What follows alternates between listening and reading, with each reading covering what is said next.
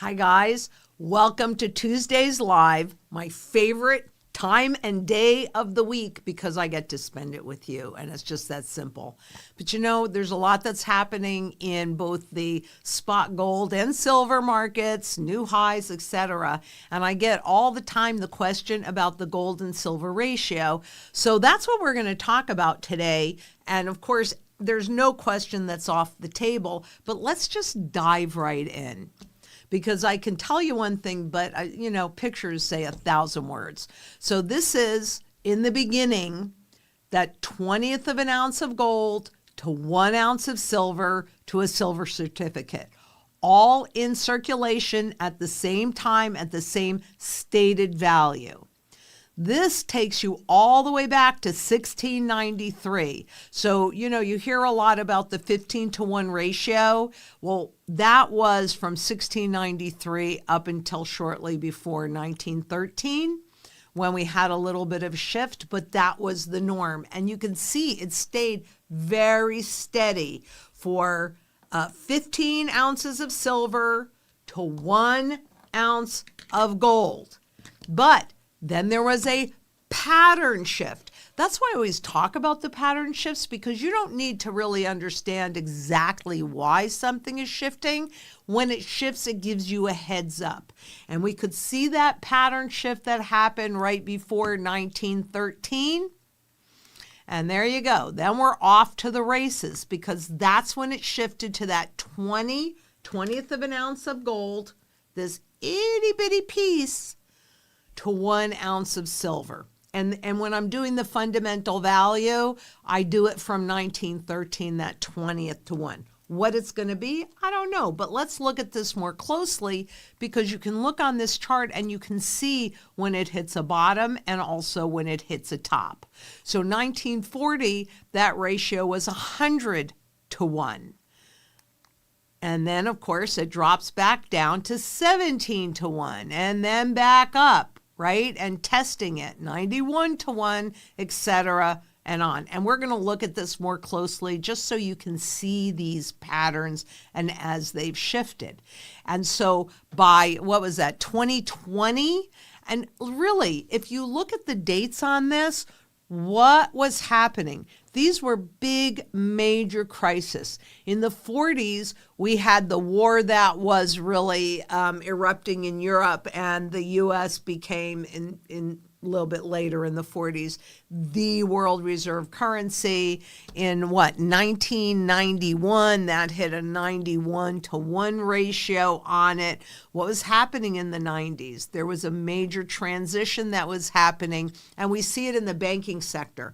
I mean, I could take each one of these dates and draw a string of what was happening in the financial system at those periods of time, but there's typically a crisis, and in a crisis, we see more of a shift toward gold as the primary currency metal.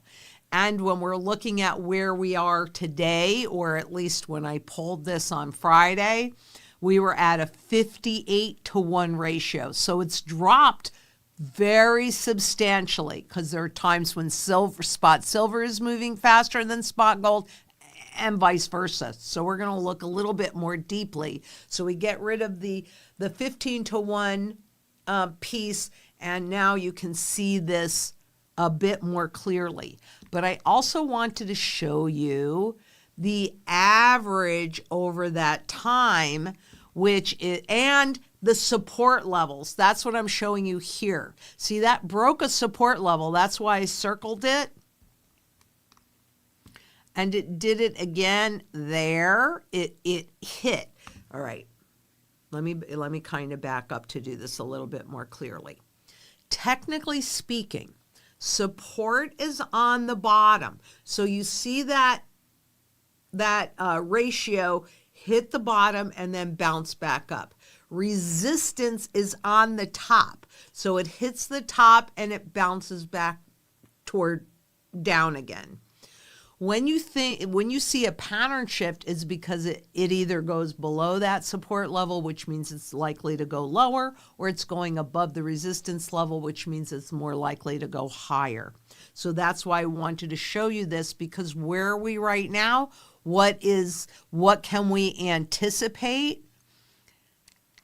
Let's get there, right? Because look at it, it broke that 50-to-1 ratio back in 2011. Right now at 56-to-1, or wherever we were, I think it was 56-to-1. I would imagine this would be telling me as a technician that because at the same time in 2020, we broke the upper resistance level, right? So quite honestly, it's telling me that it could either go back down and test that 20-to-1 ratio, and it could go back up and test that, well, it'll go past that 100-to-1 ratio. We don't know. Time is going to tell us which way or the other, but we can pay attention to where we are right now, and at 56-to-1 or 58-to-1, whatever that ratio is telling you, let's see if it goes down to bounce on that 50-to-1. If it does and it comes back up, then it's more likely to go above the 100-to-1. If it doesn't and it continues going through that level, then it's more likely to test that bottom ratio again. So that's why pattern shifts, and I talk about them all the time, because they help you see what is the next most likely outcome. I can't give you any guarantees, but frankly, when I go to these technical levels, it really doesn't matter what you're looking at. You could be looking at stocks, you could be looking at interest rates, you could be looking at confidence levels, you could be looking at ratios. It doesn't matter. What you should always be looking for, and it's simple, you could just take a ruler, a straight edge, right? Pull up a chart, put a ruler to it. You can see for yourself. It's not rocket science. It's actually really simple to do. Print out that chart and just draw a straight line up, down, whichever direction the lines are going. And then that helps you understand what is the next most likely outcome.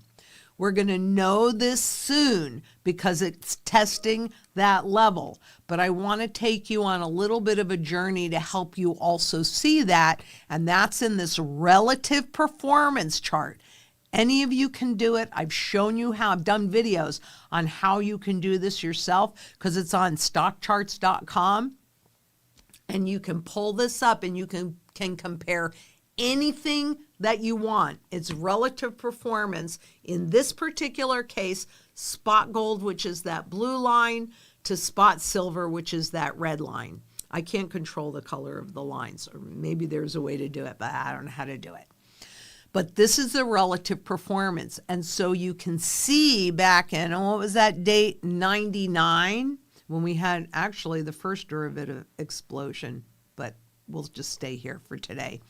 And you can see how both spot gold and silver kind of followed the same trajectory. And then we saw a greater move above it back in 2011, right? So the financial crisis became apparent to everybody in 2008. It was happening before that, but the public couldn't see it. So there was a flight to safety, and you can see that spot silver reacted more than spot gold did during that period of time. But that's also when there was a pattern shift, and you can see how both of those lines kind of trended afterwards. In, 2020? Then you can see how the spot silver, that red line, moved up much more quickly. So there are definitely times when spot gold will move faster than spot silver, or spot silver will move faster than spot gold. And you can go on this relative performance chart. Anybody can. You can do this for free. So you don't even have to sign up for it. Just at stockcharts.com. And didn't we do a video on how to get to the relative performance. I'm pretty sure we did that at one point. I think we just showed them how to navigate it. We didn't, like on one of the lives, we didn't make a separate video of it. Oh, you know what? Maybe when we're done here today or first thing in the morning, we can just do that. It'll take less than a minute for me to show you how to do this on your own. My personal goal is to translate financial noise into understandable language and give you the tools that you need to make independent, educated choices that put your best interest first. Because at the end of the day, let's face it, you are the one that's going to reap the rewards or suffer the consequences of any choices that you make. So let's just make them educated. And this is where we are right now. And you can certainly see pretty clearly that red line, that silver has moved exponentially faster than spot gold in this longer term relative performance chart. And this is just another one, a shorter term, where you can see where that diversion really took place, right? So this is everything this is about, is giving you the tools to make educated choices. And if I don't think we've done one. So we'll get that done. Just look for it tomorrow. It'll be less than a minute. It's not going to take very long. And this is the gold to silver ratio since the beginning of 2025. And you can see how that has gone down, right? From 105 in April of 2025. So testing that resistance level on the top to whatever it is right now, 66, 68 to 1. But I've also told you many times that we will see that ratio grow more narrow. And then once we go into hyperinflation, then it changes again and it'll grow wider. So I pulled up the data from Weimar Republic in Germany, and not because that's the worst case, but because it's the most well-known case. And this is the data that I pulled on what happened to spot silver during that period of time. So this is 1919 to 1923, and it went from about 150 marks to an ounce to, let's see, hundreds, thousands, millions, billions, a trillion marks per ounce of silver. So it definitely enabled you to continue to buy food and whatever else you needed on a day-to-day basis. And it's why I like silver for barterability. But here is what happened to gold during that same period of time, or the spot gold market. Same period of time. That started out at 110 marks per ounce of gold and went up to 10 trillion marks per ounce of gold. And by the way, guys, is this really gold and silver going up, or is it the mark going down because of all of the money printing that the government did to pay for all of the spending that they weren't earning? It's the same thing today.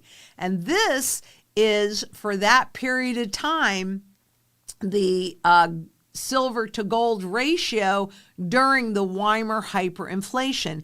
And you can see that it definitely did go down, right? It was 15 to 1 in 1919, 11 to 1 after that. By 1921, it was 40 to 1, so it had gone up substantially.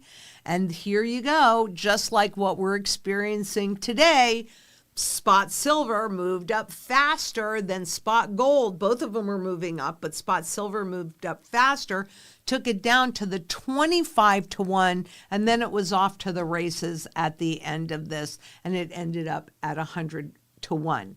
I can show you more examples, and if you want them, let me know. I can do a whole piece just on the silver gold ratio during hyperinflation. And if that's something that would be interesting to you, I could put that on my very long list of videos to create. But essentially, I wanted you to see where we are, because I never look at silver or gold as a trade. If you want to look at it short-term trade, there are much better vehicles than the physical markets. Really, don't do that with the physical, because there's timing, and then there's also the fees involved and all of that. There are cheaper ways if what you're interested in, or even partially, because it never has to be all or none, if you're looking to capture this. And now you know, I mean, go back. Oh, let's see. I don't think I have to go back through each one. So this is kind of like a pain in the neck, but I'll do it quickly. I think it's the one that I want before this. Yeah, this one. Okay. So if you're thinking about doing this as a trade, pay attention to, and you have the links to everything anyway, so you can actually even go onto long-term trends and pull this particular chart. See if it breaks below that 50-to-1. If it does, then it's more likely to go down. If you're thinking about this as a trade, then this chart is the one for you to pay attention to. If, however, you're thinking about it like a strategy, which is the way I think about it, then what I'm really looking for is function. And the problem is since there is a finite amount of gold and a finite amount of silver, you want to make sure that you have the right kind of gold and the right kind of silver to perform whatever it is that you are wanting to do. And so, that's entirely up to you. We at Zang Enterprises are here to support any and all of your efforts. Even if we can't actually execute that piece for you, we're going to make sure, we're going to do our best to give you whatever tools you need to make those educated choices and to help you. But I suggest you give us a call and you have that conversation. And remember, we're going to put your goals first. If your goals are trading, we need to know that. But this is probably not the right thing for you if you're trading, because you don't want to do trading with physical. It just doesn't make sense. So now, I hope that answered a lot of the questions on the gold-silver ratio, and it's something that you can refer back to. It's something that you can look at over and over again. We'll do questions now, and so we'll go for a couple of hours or so. But I think on Monday, you'll have this front little piece. So, and beyond that, every single strategy specialist at Zang Enterprises can have access and does have access to all of our, to all of this data. So they can actually go through this with you themselves on a slower basis. And what is it that you put? So this is something that Kenneth made, and he sent out to all the strategy specialists basically on how to, like, the purposes of gold and silver within the strategy and how they advise to use it. Do you want to share that? Sure, we can share that. We just talked about it, so even if I didn't want to share it, we'd have to share it now. And usually I do kind of like to look at things beforehand. But this, Kenneth is great, and he's here all the time, and he really is quite bright. So the shield, okay, so silver, the $20 bill, protection vehicle, strategic role, maintains standard of living, ensures your daily life remains uninterrupted while the dollar collapses. That's a fact. And it protects your present. That is great. Deployment, used for daily, weekly, monthly needs, and targets food, fuel, water, medical utilities. This is very good. I'm not surprised that he did it. He does a good job. And the mindset, I have the silver, so I don't care how much bread costs in dollars. Yep, he did a good job. And with gold as the sword, the bank wire, and wealth expansion, it has its strategic role. Dynastic wealth creation, wait for the smoke to clear, then acquire distressed assets for pennies on the dollar, which I think I see a question up there related to that, so we'll come back. Secures your future.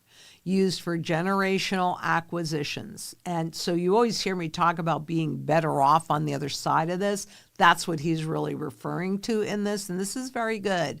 Targets real estate, businesses, rights. He has mineral rights here, but it could be other rights as well. Dividend, stocks, whoever is going to actually survive this. And the mindset. I have the gold, so I can buy the apartment complex while everyone else is bankrupt. Yep, and there's all sorts of strategies around this, but this is nice and concise. We stack silver so you can eat. We stack gold so you can own the grocery store. Awesome. I've got another piece that I'm working with on him that we're really excited about and think you're going to like a lot, and we're going to have fun with it. So thank you for that. It's very good. And Michael R. asks, I've been trying to find one of your videos about being able to finally purchase a home using gold for pennies on the dollar. How does that play out? Did you pull that, the one that I did on the real estate? No, but we can drop it in the links below. Okay, so we'll drop that in the links for you, Michael. And, maybe we can go back and review it, and maybe I can do one a little more fine-tuned. But that really does show you what happens to real estate in a number of different places, trying to do this in a condensed period of time. This is a video that I've done many times, but we'll make it easy for you to find, because that's what we like to do. We make it easy for you. And Kurt and Wendy ask, how does one get out of $20,000 in student loan debt using sound money strategies? Okay, that's a great question. Number one, you want this debt to be in fixed rate. Variable rate, as you go through the reset, you're never getting out of that debt. So hopefully you have, or you can transfer this student loan debt to a fixed rate. And then what you do is you just let them reset the currency. And just like you would pay off your mortgage, because you see, spot gold is something like $4,600 an ounce. But what's the face value on this coin? $20, right?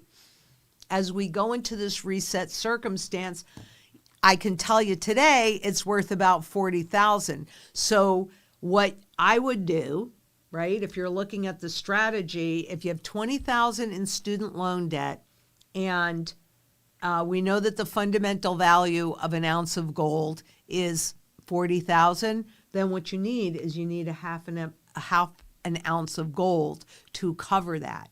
Now, by the time you actually pay that debt off, shortly after that first overnight revaluation, it might only take you a 20th of an ounce to do it.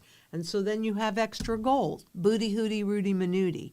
But that's how you do it. You get it into fixed rate debt, and then you make sure that you have enough gold today to cover that debt, and then you just sit patiently and you wait for the hyperinflation, and you allow them to do that overnight revaluation, and then you pay that debt off with dollars that have virtually no value at all.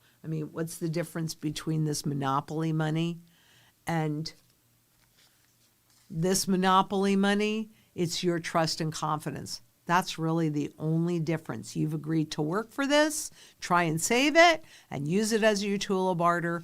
I say let's change that agreement, and let's get sound money back in the system so they can't do this to us in the first place in the new system.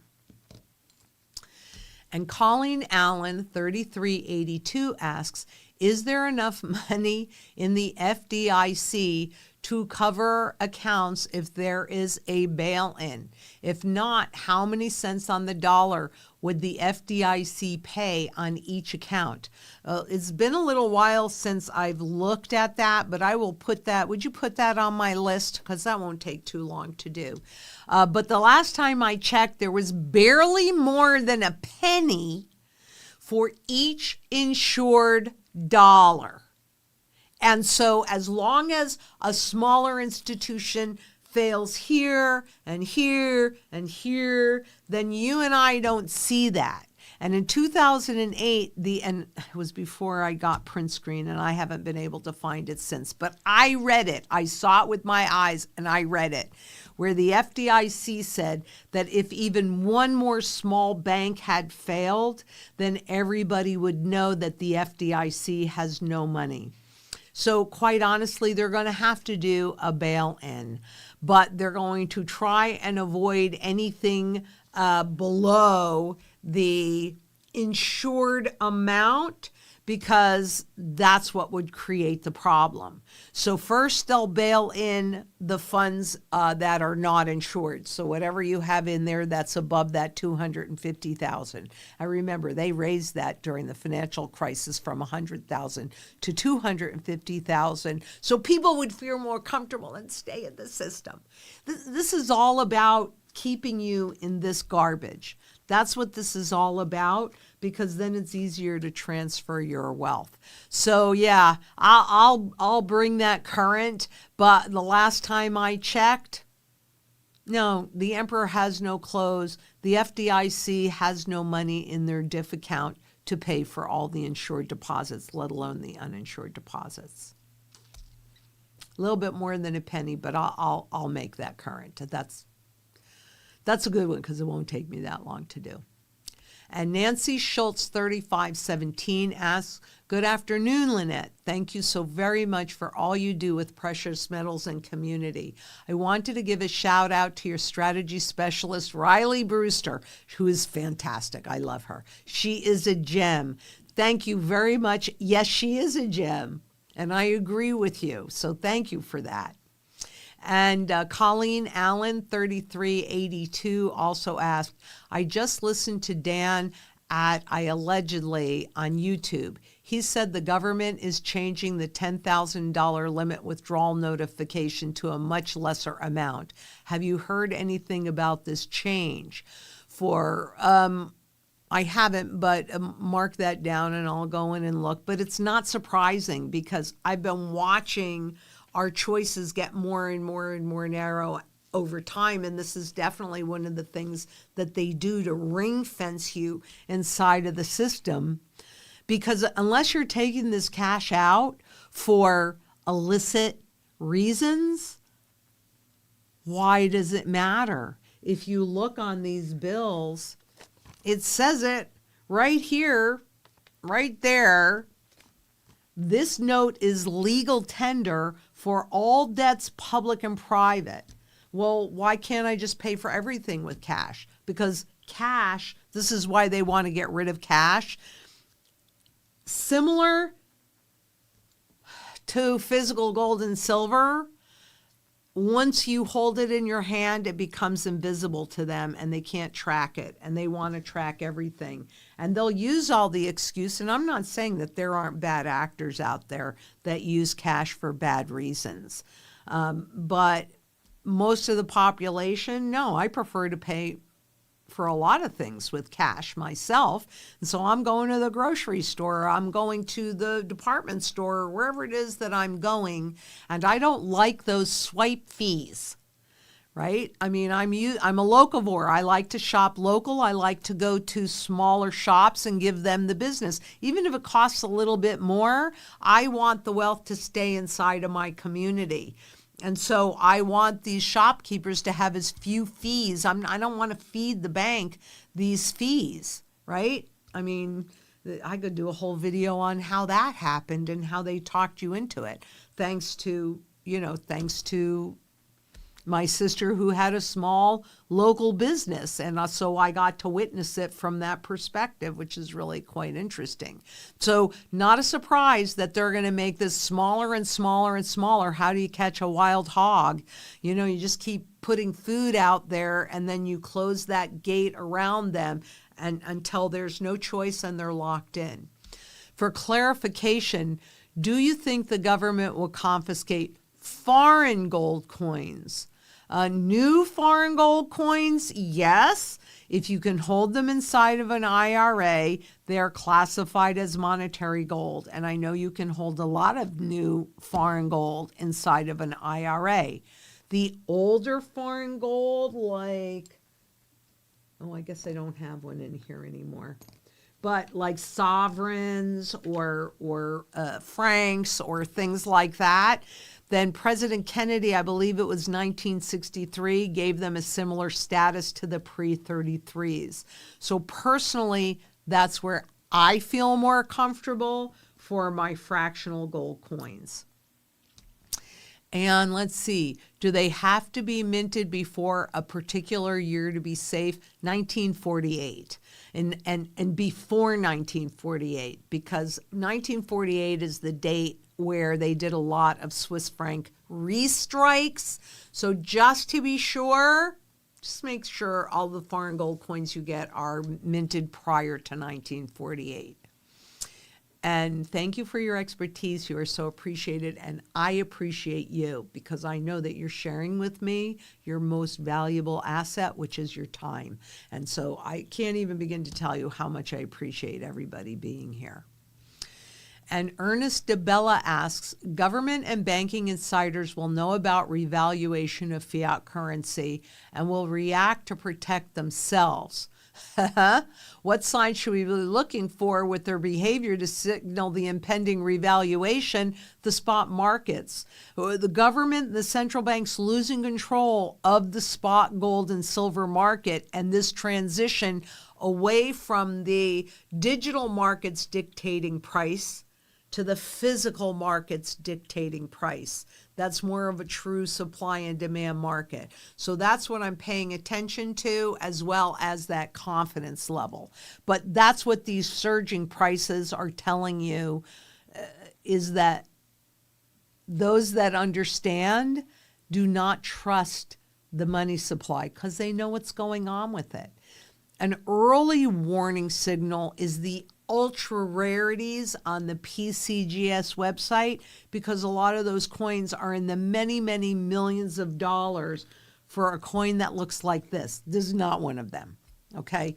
But, and this is the area that we work in more.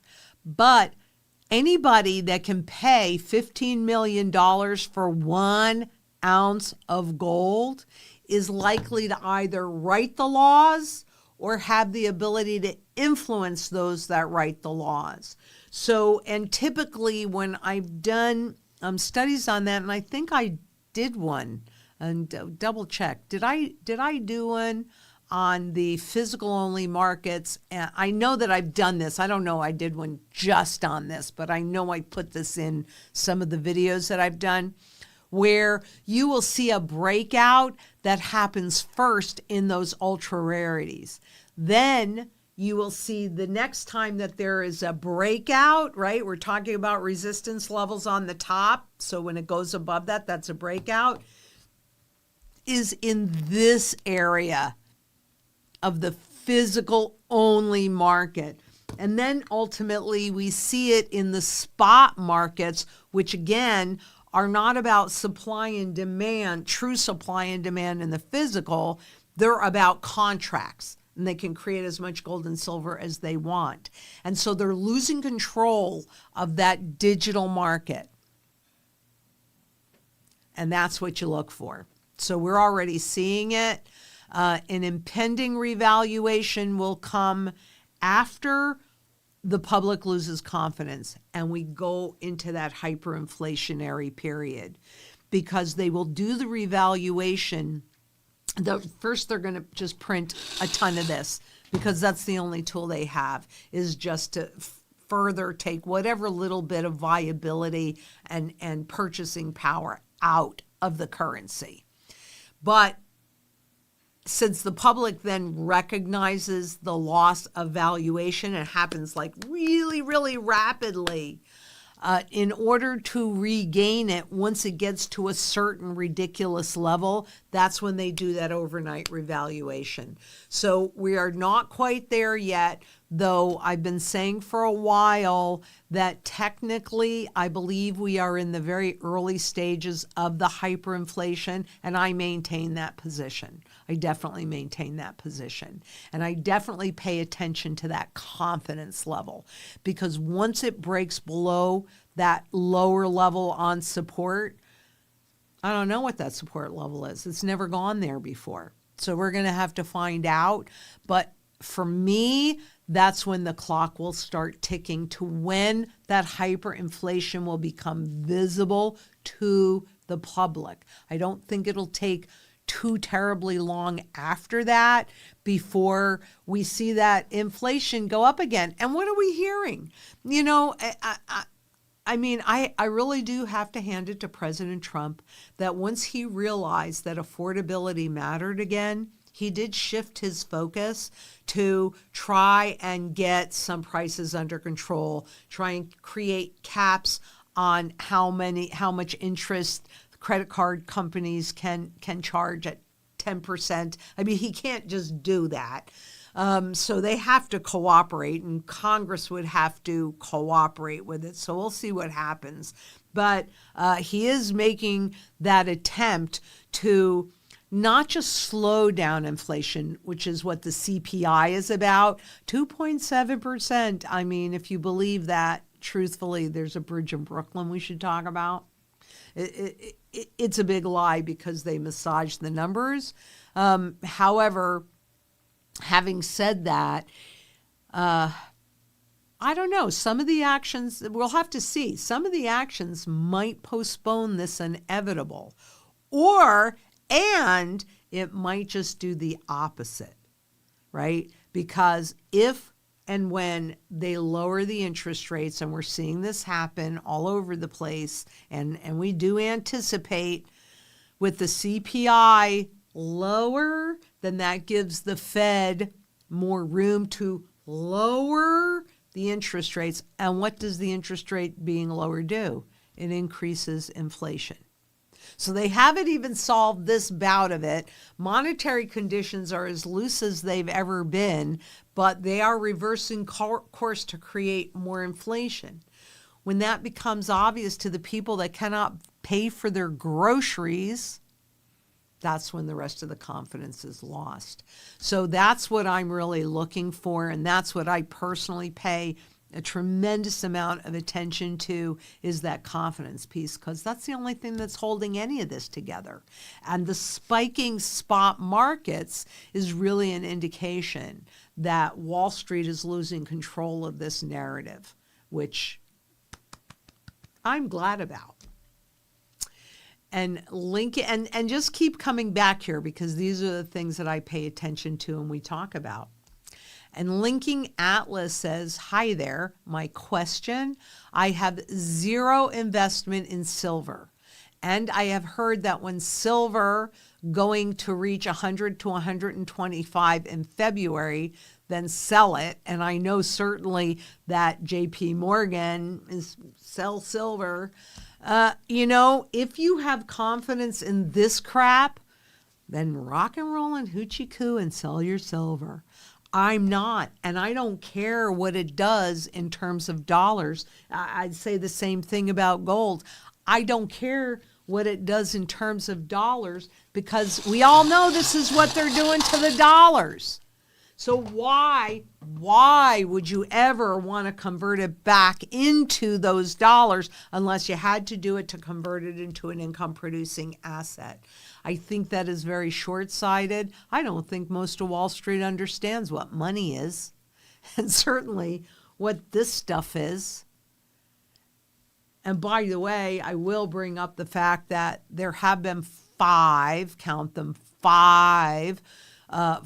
gold, there have been a bunch of gold revaluations in the U.S. They did it in 33. They did it again in, I think, 40 or 41. They did it again in, after that. And there have been 5 confiscations in gold, with the last one, 1971. I was alive. And it's interesting that I didn't even really think about that, because the spin was so good. Nixon closed the gold window. Well, nowhere in there is the term confiscation, but that's what he did to the rest of the countries of the world, whose gold we had promised to deliver out to them when they sent in dollars. That is a confiscation. So, just accumulate it, and don't worry about what it does in terms of dollars. I don't, then I'm just ready. And you also need food, water, energy, security, barterability, which for me is primarily silver, but anything physical is barterable, and wealth preservation, which for me is primarily gold, but having community and people around you that love, there's all different kinds of wealth, more than just monetary wealth. Community brings all of that together. And of course, you need a place to make your last stand. So I don't want you to have such a narrow focus that you lose sight of all of the things that you need to be self-sufficient and independent, and therefore go through this reset in a reasonable way, and dare I say it, come out the other side better than when you entered. What a concept for the public to finally have the wealth shift their way in these created crises that really are not necessary. When we were on the gold standard, we did not have booms and busts, just like you saw on that 15-to-1 steady ratio. We did not have booms and busts. We had ebbs and flows. But with the central bank, they are really working hard for us to think that they're independent when they really are not. I think I did a video on that, because who creates that? Congress legalizes the central banks. So what? You don't think they're going to take their pound of flesh to give them all of this power to create money? Of course they are. So it's just kind of a joke, but they don't want it to be obvious. And it's very interesting what continues to happen with the central banks. I don't think they're as independent as they want you to think they are to begin with. And shortly, they will be even a whole lot less independent. You better have your gold and silver. Don't sell it, because you won't know 1 second before you've lost all of your choices. Accumulate it. And it's still dirt cheap. Accumulate it. And Linking Atlas also asks, I'll have around $400 savings at the end of February or mid-March 2026. Should I invest in silver or copper? Thank you. Well, copper is also making new highs, but it is an industrial metal. And so if we are going into a global hyperinflationary depression, which is what my opinion is, I hope I'm wrong, but I'm probably not, then you need the monetary metal, you need silver, not copper. But there are easy ways for people to accumulate copper, and that is just go to the bank, get a whole bunch of rolls of pennies. At night, when you're sitting there watching TV, go through them. If a penny is minted prior to 1982, it's 95% copper. So, and then you re-roll the pennies, bring them back to the bank, and get a whole bunch of more rolls. So that is a very easy way for you to find the copper in the pennies and accumulate copper.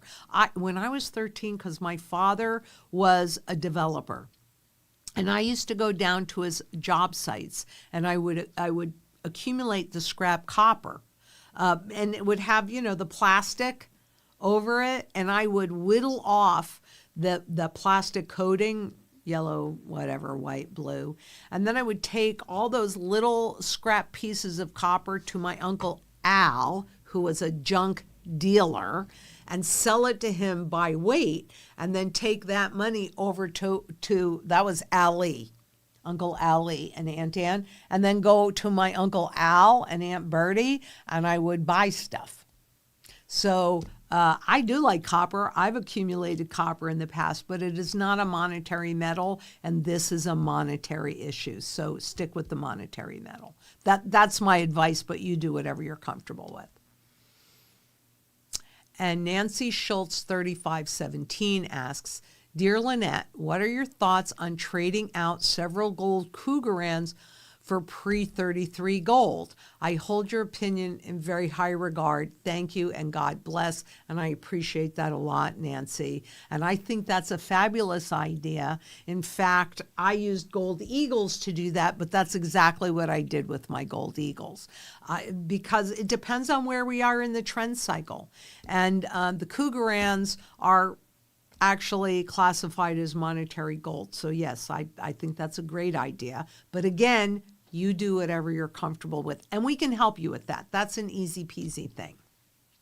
And Nancy also asks, I've been going to the bank frequently, getting $25 boxes of pennies, going through and picking out any 1982 and earlier. Out of 100 rolls so far, I've accumulated 14 rolls. You see that? And what did it cost you? A penny, right? A penny per. So that is a great idea. Maybe we should do that too. And I'm usually doing other things at night. But yeah, I have clients that did that. I had a client that when he retired, he actually went to work for one of those gold star coin places that you see in the grocery stores, where people that have been accumulating their change for a gazillion years, and then they dump it in to get the cash.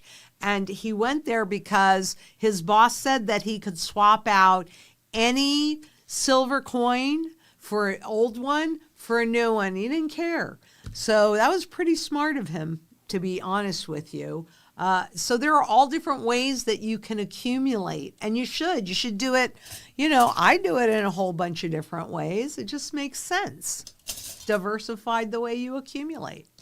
I love that. Thank you so much for sharing that, Nancy, because I'm sure you're going to have a lot more people that are doing it, and you should. Absolutely. Why not?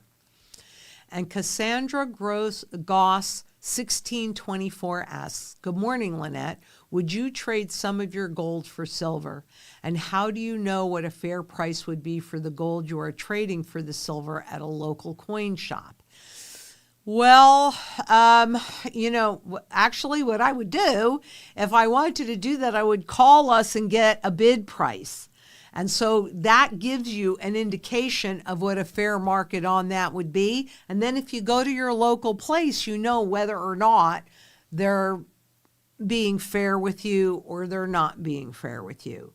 And once they know whether or not you know what you're doing, because I tested it out once. I was just curious. And so I went into a jewelry store, and I think I actually even may have brought this ring or whatever, but I brought some jewelry just to see how that whole process worked. I didn't sell any of it. But it was really eye-opening because, first of all, they were telling me everything in terms of grams. Well, I said to them, I'm more used to understanding the weight and everything and making the comparison in terms of ounces. So what are you telling me here? How does that translate? And they got very defensive and actually said to me, well, we have to make some money too. I didn't say they weren't entitled to make some money. They need to stay in business. But how do I know that you're not bamboozling me if you're not speaking in a language that I can understand? Right? So I'd say, number one, are they trying to bamboozle you, or are they trying to help you really understand what they're doing and how they're coming to those conclusions? If you don't understand what they're saying, turn around and go someplace else, or, but I would say call us or call anybody that you trust, a reputable dealer, and say, can you give me a bid on this? And what if I were going to buy this? And then they could give you those prices, and now you can go locally if you choose to and see, are they trying to take advantage of me or not? That's the way I would do it. And Wolf728 asks, Lynette, I was surprised to hear that North Dakota is the only state that isn't in the Federal Reserve System, according to Bill Holter. He just said that a few days on a podcast. How can that be? Well, it wouldn't be North Dakota that would be part of the Federal Reserve System. It would be that their banks were not part of that system. Are you seeing that too? I mean, I have respect for Bill Holter. I've followed his work for a number of years, and has said that there is one U.S. state that is not part of the Federal Reserve System. What does he mean? Okay. Most banking in the U.S. is tied directly into the Federal Reserve, but the Bank of North Dakota is a state-owned institution that operates under state control and is often described in sound money and alternative finance circles as being outside of or not part of the Federal Reserve system. Legally and operationally, the Bank of North Dakota still interfaces with the U.S. banking and payments framework, but commentators like Holter highlight it as the only state-run bank and thus characterizes North Dakota as uniquely independent from the Fed's ownership structure compared with other states. All right, so that's what he was really referring to.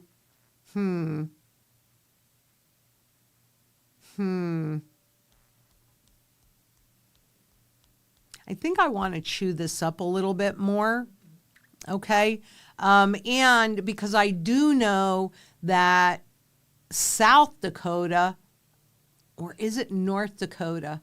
But one of those states, or maybe both the Dakotas, I'm not really sure, has a lot of laws in terms of trusts that enable greater protection for wealth than pretty much any other state. I want to chew that up a little bit more. Okay, let's do that offline because I really want to dig in and kind of think about this a little bit more. Old Glory Bank, which I know a lot of people have asked about in the past, is really heavily embracing crypto. So I'll throw that out there. I was just reading an article earlier today on that. I don't know how I feel about that, but it doesn't matter how I feel. You get to feel however you feel about that. Here's the thing. They're pushing it down our throats. If they're pushing it down our throats, whose best interest is this in? And that's what I really want to see. And that's why no matter what happens, it's not going away, guys.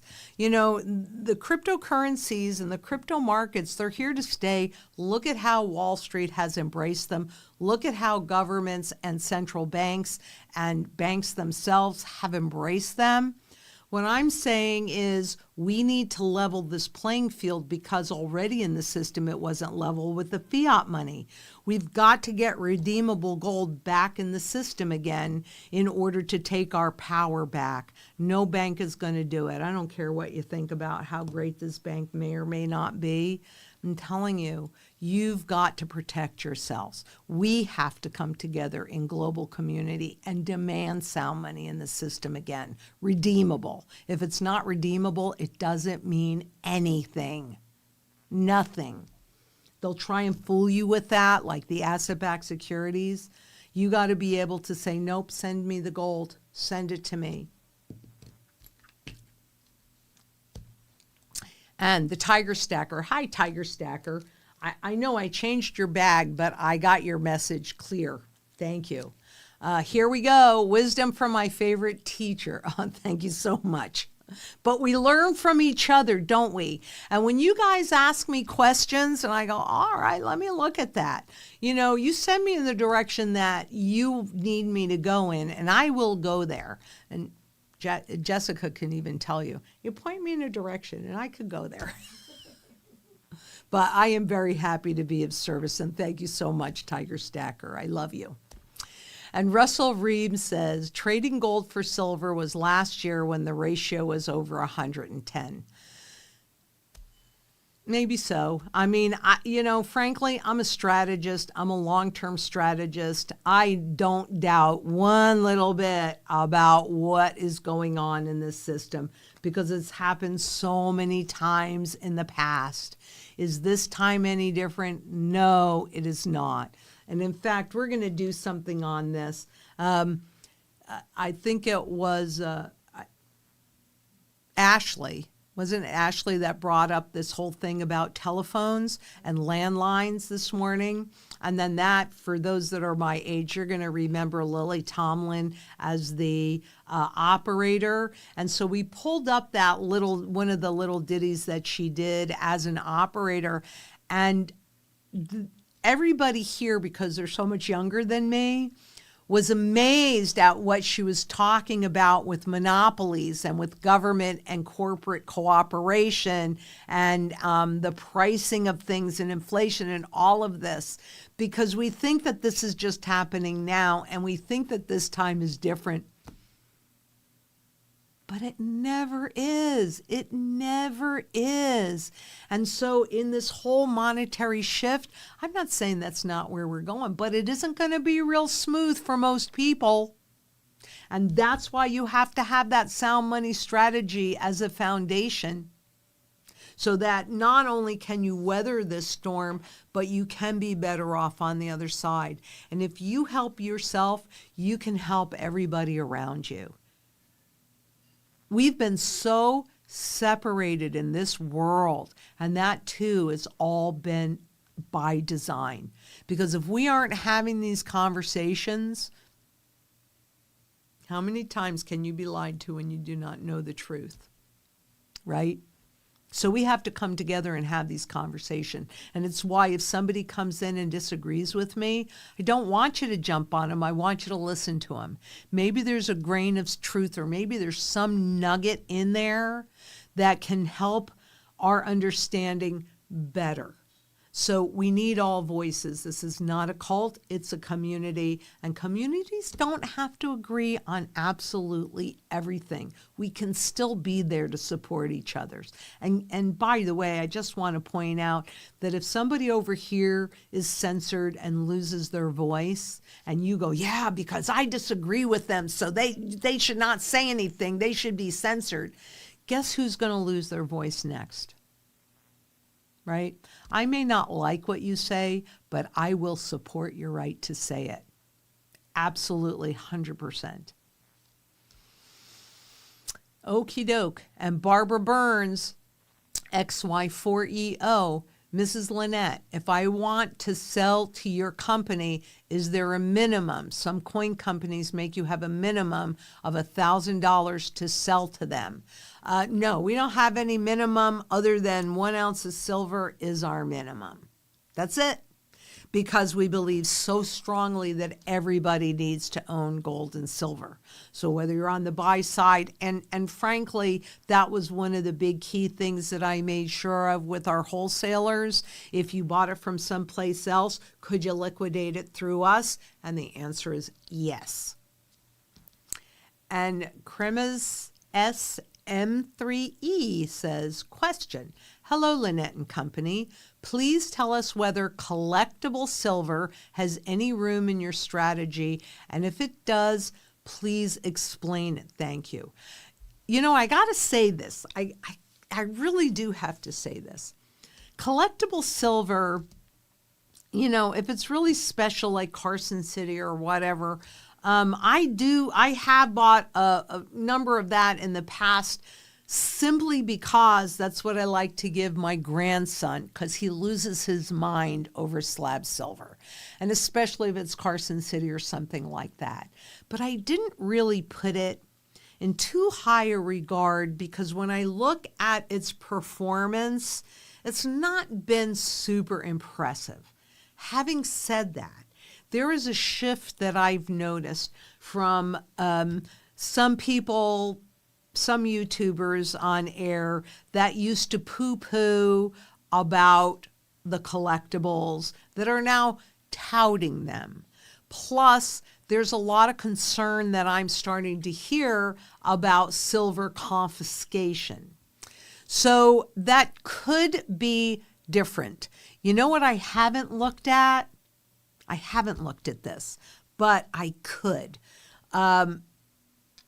Let's hold that thought, and would you please set up a PowerPoint for me on comparing the collectible silver, because I've certainly done this enough with gold, but comparing the collectible silver against the spot market over a period of time.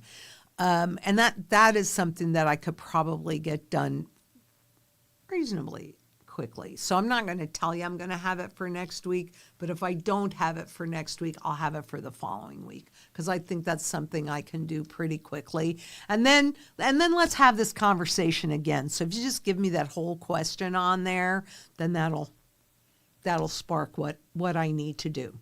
So we'll come back to that. And Marcia T5Y, who else is emotionally tired? Ugh, yeah.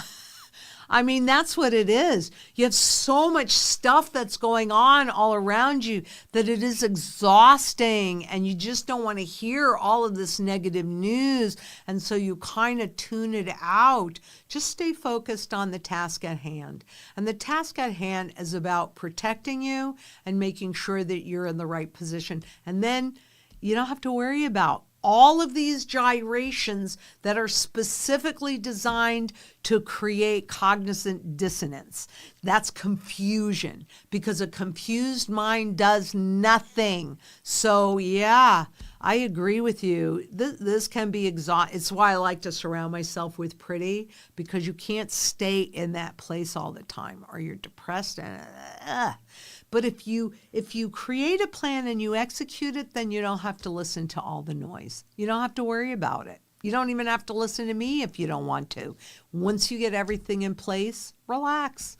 That's why I don't get too worried, because I've got food, water, energy, security, barterability, wealth preservation, community, and shelter. I'd like to be further along, but I'm good. No matter what happens, I don't have to worry about it. And therefore, you don't have to bounce around where they want to send you, because that's the plan. Chaos around a currency regime shift is the playbook that they use every single time. Don't fall for it. And AzWB asks, do I have to be a customer to sell to you? You would have to ask Emerald or Jacqueline that question,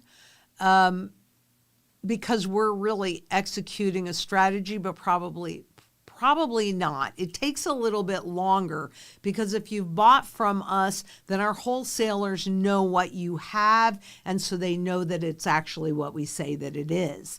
And so that is a faster transaction. If you bring in gold or silver that you did not get from us, then we'd have to send it into the wholesalers so they could verify that it is what we say. And what are you? Has stated no, they do not. No, we do not. But if you're executing the strategy, and like somebody asked earlier, if they could convert their Cougarans or something like that, then the process just takes a little bit longer, because we'll have to send in the Cougarans or whatever you're giving us to make sure they're real, right? And then we can do that conversion. So not just for cash, I guess, but that's an operations question. And I don't really do operations.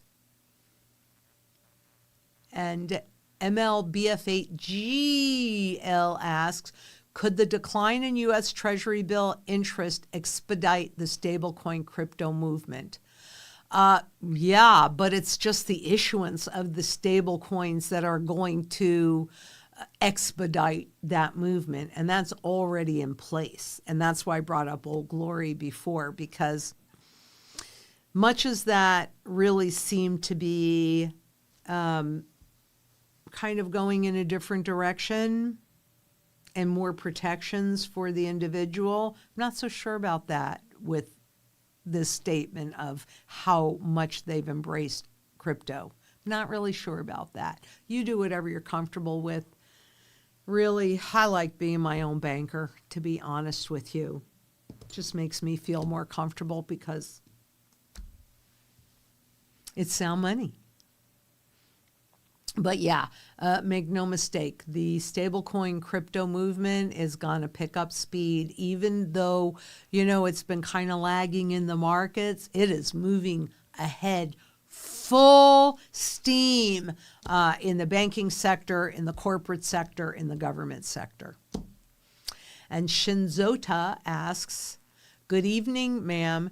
Your Turkish fan here. Hello. I hope I get to meet you when I come to Turkey because I will be coming to Turkey. I don't have plans at this moment, but we keep coming up with it. I have a question. Should people sell for profit and metals are the NWO currency? Thank you. No, you should not be selling for profit. You should be selling when it is time to execute the next piece of the strategy to build your wealth.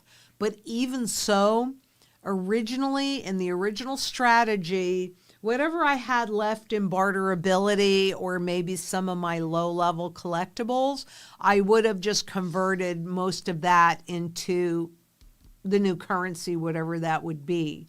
But because of the direction of the cryptocurrencies, I changed that completely.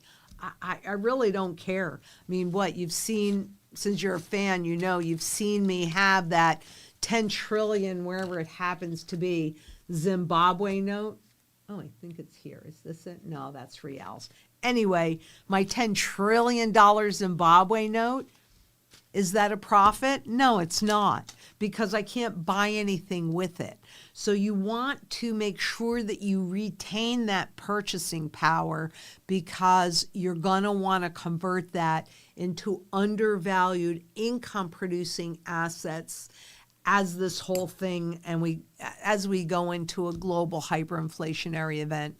No, right now the profit in terms of currency means nothing. It means just what this fake $100 bill is. This is also a fake $100 bill, even though it's legal tender. So no, and thank you very much. And really, I don't want you to actually answer this, though you could send in, because you've been living through very high inflation, if not some hyperinflation. I wonder if you might consider sharing that experience with people, because we all need to know what that is like. So if so, you can just send it in to hello@LynetteZang.com. That would be the place to send it, do you think? Yes, but when they do that, please make sure that they ask for it to be forwarded to production. Okay, so, and what Jessica said is, yes, just make sure that you have in there to please forward it to production so that we can get things established for you. And I really appreciate it because it's got to be the middle of the night for you. So thank you for sharing that. And Steph Fran 9761 asks, for many years I gave out 64 Kennedys, Mercs, which are the dimes, and the occasional Silver Eagle, all in the hope to get people involved. It worked on but a few, and boy, are they happy. Totally. Don't forget, you can get your dime cards, right? If you're a client, you get the first one free. The rest of them is at our cost. But exactly because I'm asking people to put faith and accumulate sound money when, if you've been born around or after 1965 in the U.S., you never held sound money. You didn't use it.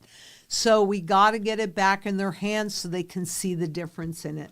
Thank you very much for that. Yep, that's what we're trying to do with the dime cards as well, is to help people. And remember, once you get those dime cards, we have a number of very, very short, under 5-minute little videos to help people understand it and spread the word. And then, I don't know, just a concept, but get them involved in the global sound money movement. That's what you have to do. So that's awesome. And yeah, they are happy, and they'll be even happier. And anybody that you can introduce this to will be happier too. And real quick, I just wanted to interrupt. So for the individual from Turkey, Ashley, our social media specialist, asked to send your account of what's going on in Turkey to media@LynetteZang.com. That would be a more direct channel to us. If you're willing to share it. You don't have to. I don't want you to go away, but if you're willing to share it to help this community and others, then we would appreciate that very much. And anybody out there, that has lived through a hyperinflationary or extraordinarily high inflationary event, gone into a new currency. I mean, it's happened. It's not like this is old news. It's happened so many times. And the more information we have about the boots on the ground, the people's personal experience, the more prepared we can be. And you can tell me, oh, Lynette, your strategy makes absolutely no sense. Or you can say, thank goodness that in Turkey we have that community that came together to help each other, you know, with food, water, and all of the essentials of living. So thank you for that. And another quick housekeeping note from Emerald. She said that you expound on what Jessica said. No, you do not have to be a client of Zang Enterprises in order to sell or liquidate metals with us. However, there is a 2% service fee. So that they're aware of that, so that they're not caught by surprise if they call to liquidate. So, okay. And remember, you can always call and get a bid from us, and then you can, you know, see if your local guy or whoever will pay you more. So there you go. Okay. And Wolf728 asks, heard a podcaster say that he sees us going to XRP that is gold backed.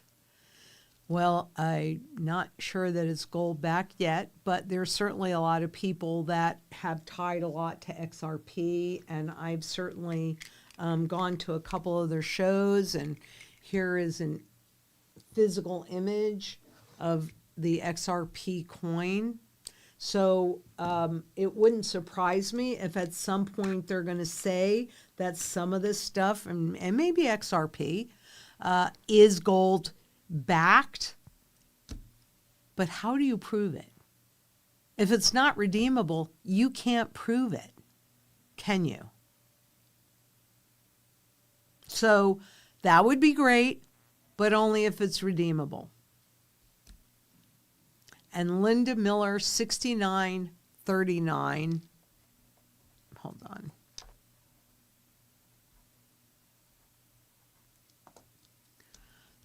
Okay, Linda Miller, 6939. Hi, Lynette. Our family is blessed to have Sari as our specialist. Yep.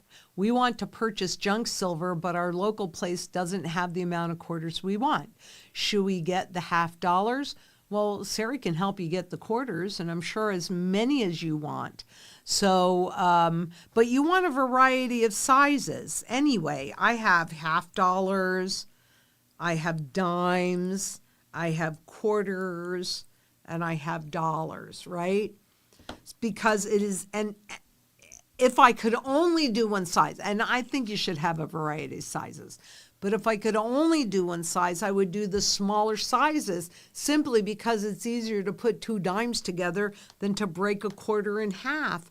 But you can also do things like sterling silver, you know, flatware and chopsticks and things like that. Because quite honestly, I wouldn't have any issue at all in cutting that up if I need a little piece. But Sari can definitely help you with the quarters, however many you want. That is really, there are certain advantages to working, and I am a locavore, make no mistake about it. I want to make sure that as much as I can, the wealth stays inside of the community and benefits everybody.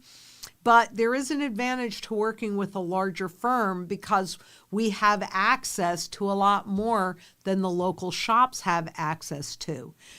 We also are more standardized in our pricing structure. What we're going to pay is going to be to the market because we're working with a number of different places on the way in as well as on the way out. Whereas when you're working with a local shop, a lot of that is dependent upon what walks in the door. And then their job is to kind of buy it as cheaply as possible. So they don't have those standards or those fixed standards, I should say. But I'm not saying that you shouldn't do it. I don't think it's a horrible thing. It just kind of depends on what you're trying to accomplish. But we can definitely, I mean, I haven't heard that we can't get junk silver. So we should be good to get you all the quarters that you want. And George Shiabor 196 says, how is Basel III affecting this silver gold market today? I don't think Basel III is making a whole lot of difference in it.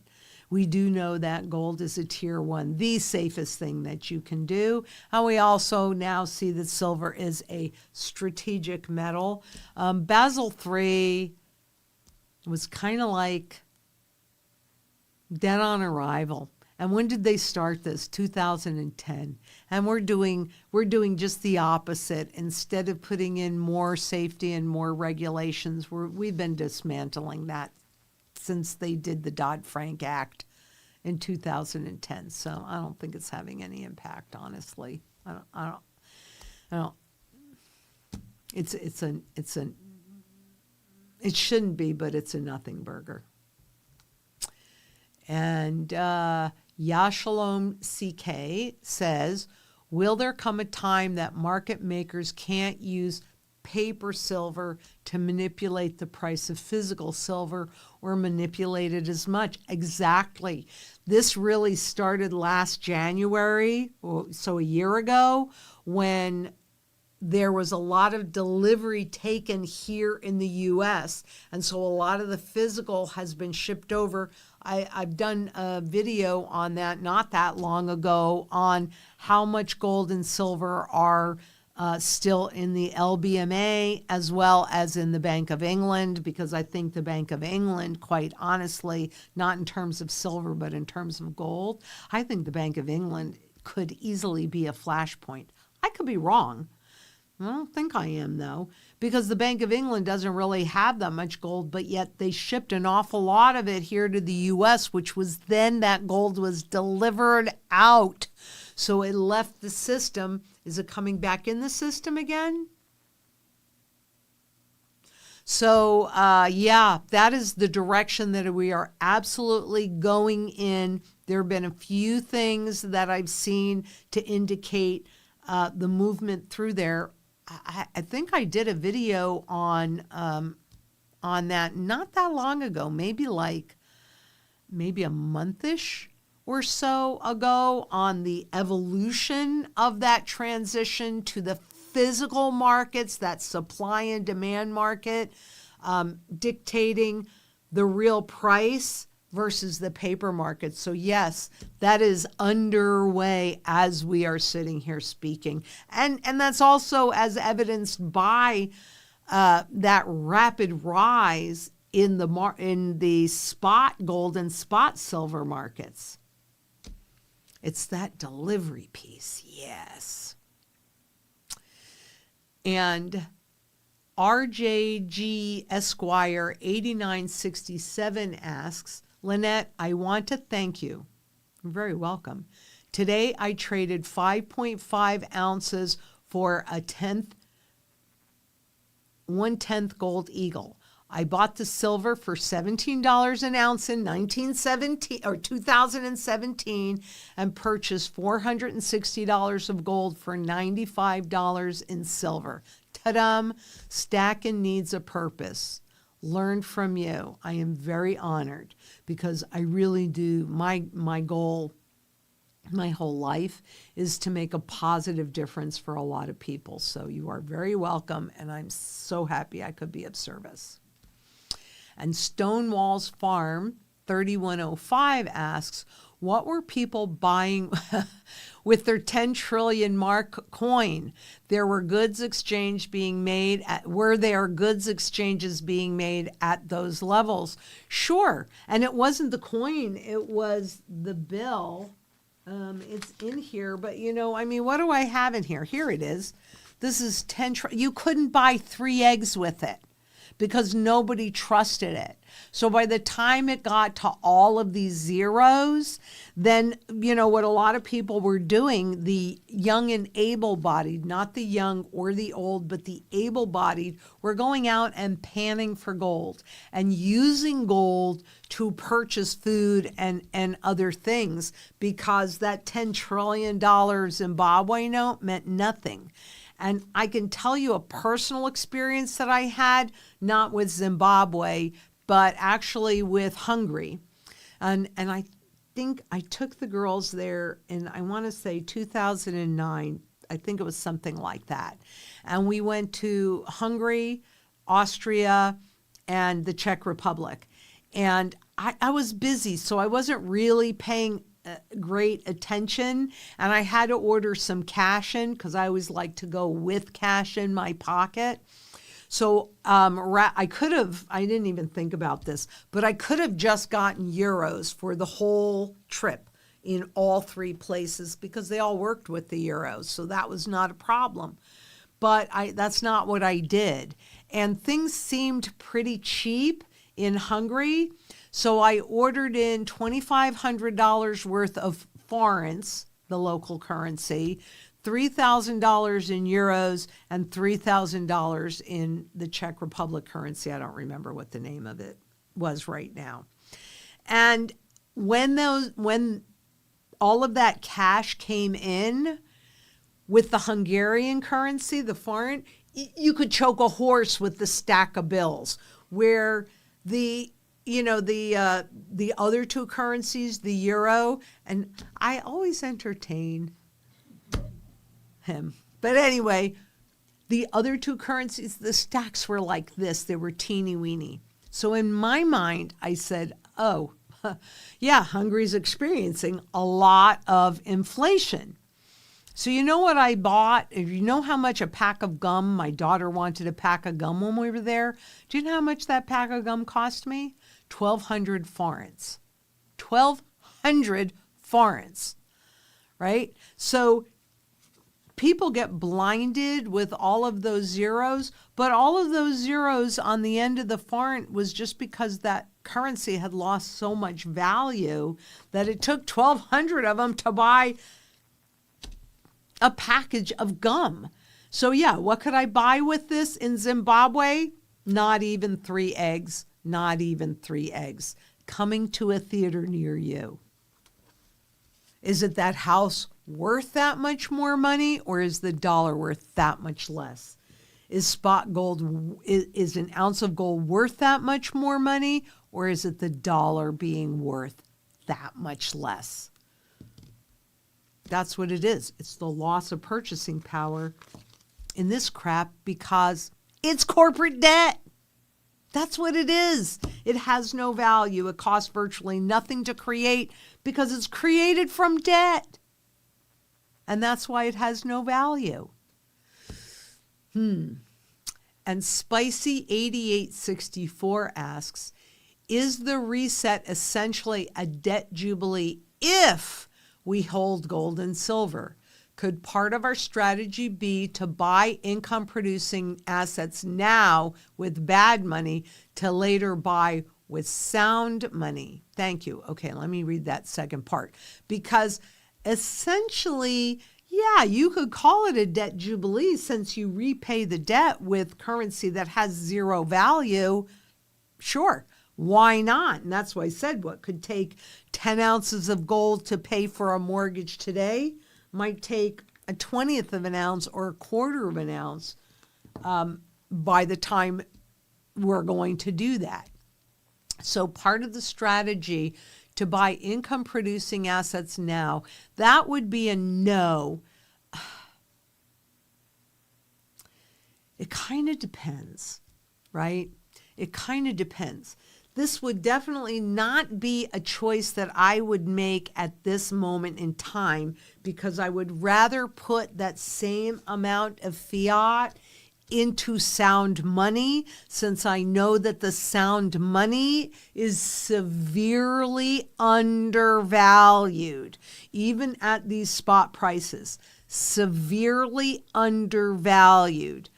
On the other side of it, I also know that all of these other income producing assets are severely overvalued because they have been openly targeted for reflation. Okay, so I would rather wait until I'd rather have the gold. Let that gold go up toward its fundamental value as these income producing assets that are all bought on debt. Debt works great on the way up. It works horrible on the way down because that debt will destroy what you will have to pay for it, which if you're holding gold and you're holding your purchasing power intact, that's a good thing. So you will end up with a whole lot more if you hold that wealth in gold for the moment, allow that debt bubble to fully, because it's already popped. We just haven't seen the full result of it. Let that execute. Let it execute. Then you start to convert into it. No debt attached. Where you saw my hesitancy is, I don't like this, so I'm hesitant to put it out there, but you got to make choices that work for you, because there are some people, like for example, let's say I did not have a place to make my last stand. And so I thought, well, I need a piece of property to make my last stand where I can do my food, water, energy, security, barterability, wealth preservation, community, and shelter, right? Then if I took on debt to do that, but at the same time, I went ahead and laid in the amount of gold that I would need to, bam, pay that mortgage off, that debt off in a heartbeat of a notice, you can make an argument for that because you have to have a place to make a last stand. But if it's an investment, no. Let all of that debt inflation be burned out of it. You will end up with a whole lot more on the other side. Did that make sense? I don't know. Did that make sense to you guys? Yes? Okay. Josh says yes, and he always laughs at me anyway, so I guess it did. But if it doesn't make sense to you when I explain it, either I'll do a video on it and therefore go slower and do it with visuals, or I'll try and explain it in a different way. I want you to understand that's my job. So if you don't understand it, it's not your fault. It's my fault, and I will happily try and figure out how to explain it in another way. Silver Johnson 3163 asks, the U.S. Mint just suspended numismatics due to metal shortage. So yeah, they are starting to not be able to create coins. Metal shortage. There's never a shortage of this. How do you think it got up to 100 or 10 trillion? But even before that, let's see, U.S. Mint signals pricing review amid record silver prices, which is different than what they were talking about. Do you want to say something about it? Yeah, so I looked it up, and they're saying that they're suspending the numismatic products. And so I looked it up, and they're saying that there is a suspension of like silver numismatics, but they're also going to reevaluate gold numismatics as a part of this whole thing. But the interesting thing when they use that term numismatics, right, you actually can hold those in an IRA. So even though they're saying that that's their name, they're not really collectible. They're really classified as monetary gold, as witnessed by the IRS classification. So don't they also don't they mint coins to look like the pre-33s, but they're dated like in these earlier or later dates rather? Yeah, they certainly can, because this happens to be an eagle, a newer eagle. So it is a piece of bullion, right? And this coin is a St. Gaudens. So you can see, I know it's kind of hard to see here, but it has the same image on there. So I think that's really what you were referring to, but it still doesn't make it collectible because it's new. They can create, well, they can't create as many as they want because there's a finite amount of the physical. But the other thing that's really interesting, and I've done this over time, so I can go back and look and see if I saved them. But even on the bullion part, let's say that you decided that you wanted to buy bullion, right? And you would think logically, well, gee, if I go directly to the mint, then it will be cheaper. or at least the same price as I could get it anywhere else, right? And that's actually not the case at all, and hasn't never been since I've been in this industry, but that the mint actually charges a much larger premium because we work with mint direct dealers. So they're getting it directly from the mint at a discount, but then the mint actually puts a pretty substantial premium on it. I don't know that I can show you that without calling up and getting the difference in premiums. And if you guys want us to do that, I can show you that. It's easy enough.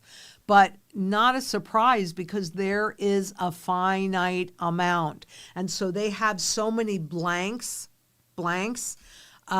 in storage, and then they run this, they create it through a die, they create a die, and then they run the blanks through the die, right? And that also kind of proves the point where I'm saying that you should not wait, because people think that they can wait and all of a sudden 1 second before you lose all choice, you'll just go in and get everything done. It doesn't work like that when there's a finite amount of it. And you're never going to know the second before you lose all choices anyway. If you do, I would say that that's probably just luck. But yeah, there's a finite amount of this. And they will probably update that. Maybe we can just kind of tag that to sort of pay attention to. Okay.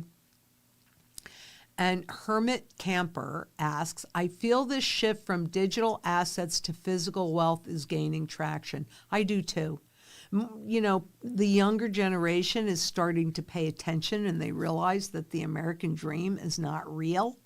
For those of us, I'm very grateful that I was born in the 50s for a lot of reasons. But number one, I have all of this history that I've lived through, you know, and you can't deny your own personal experiences. But I would agree with you, Hermit.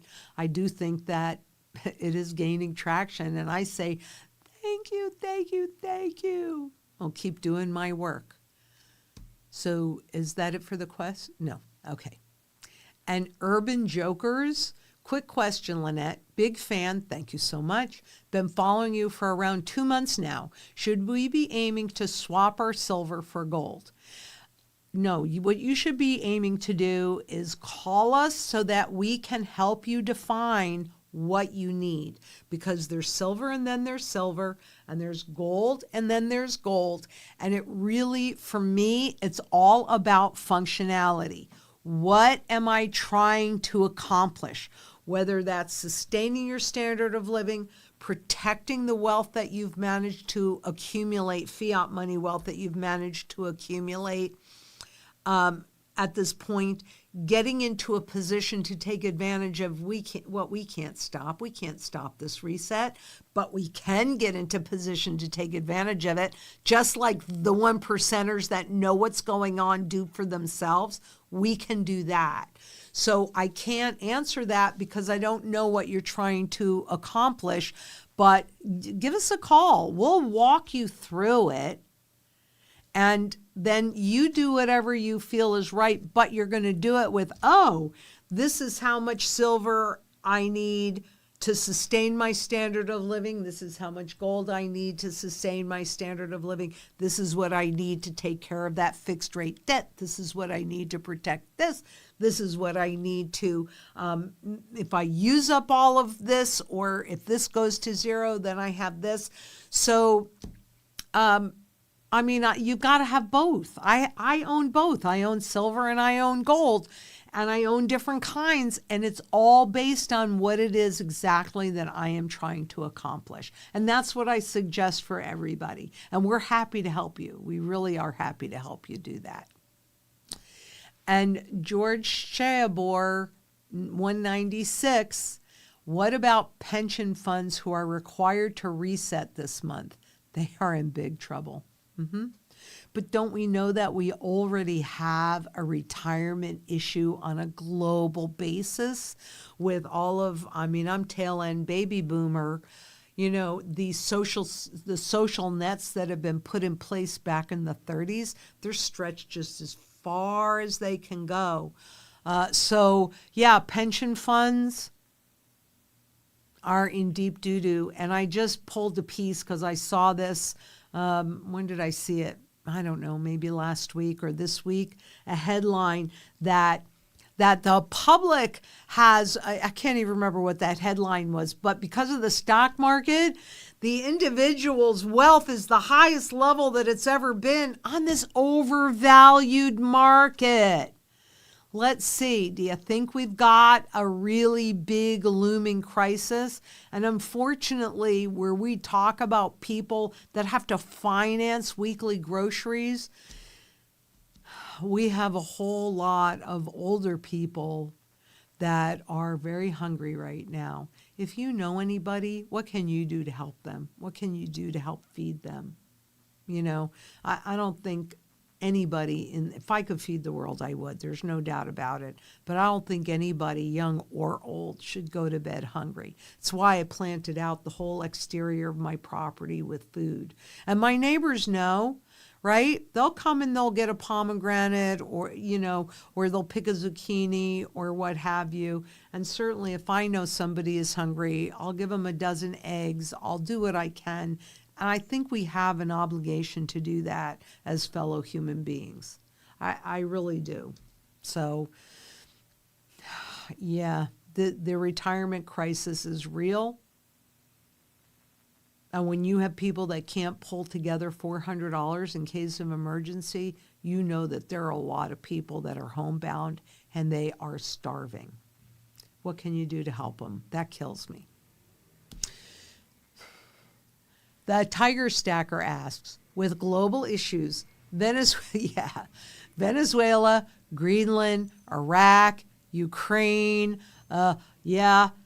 Iran, seems like multiple distractions to hide wealth transfers and a new manifest destiny, just like the tabletop game Risk, but for real. Agreed? I 100% agree with you. I 100% agree with you. And all of this crisis, first of all of these wars all over the place justify inflation and justify a lot of abuse and justify our loss of rights. Yes, Tiger Stacker, I absolutely 100% agree with you. And more. But yep.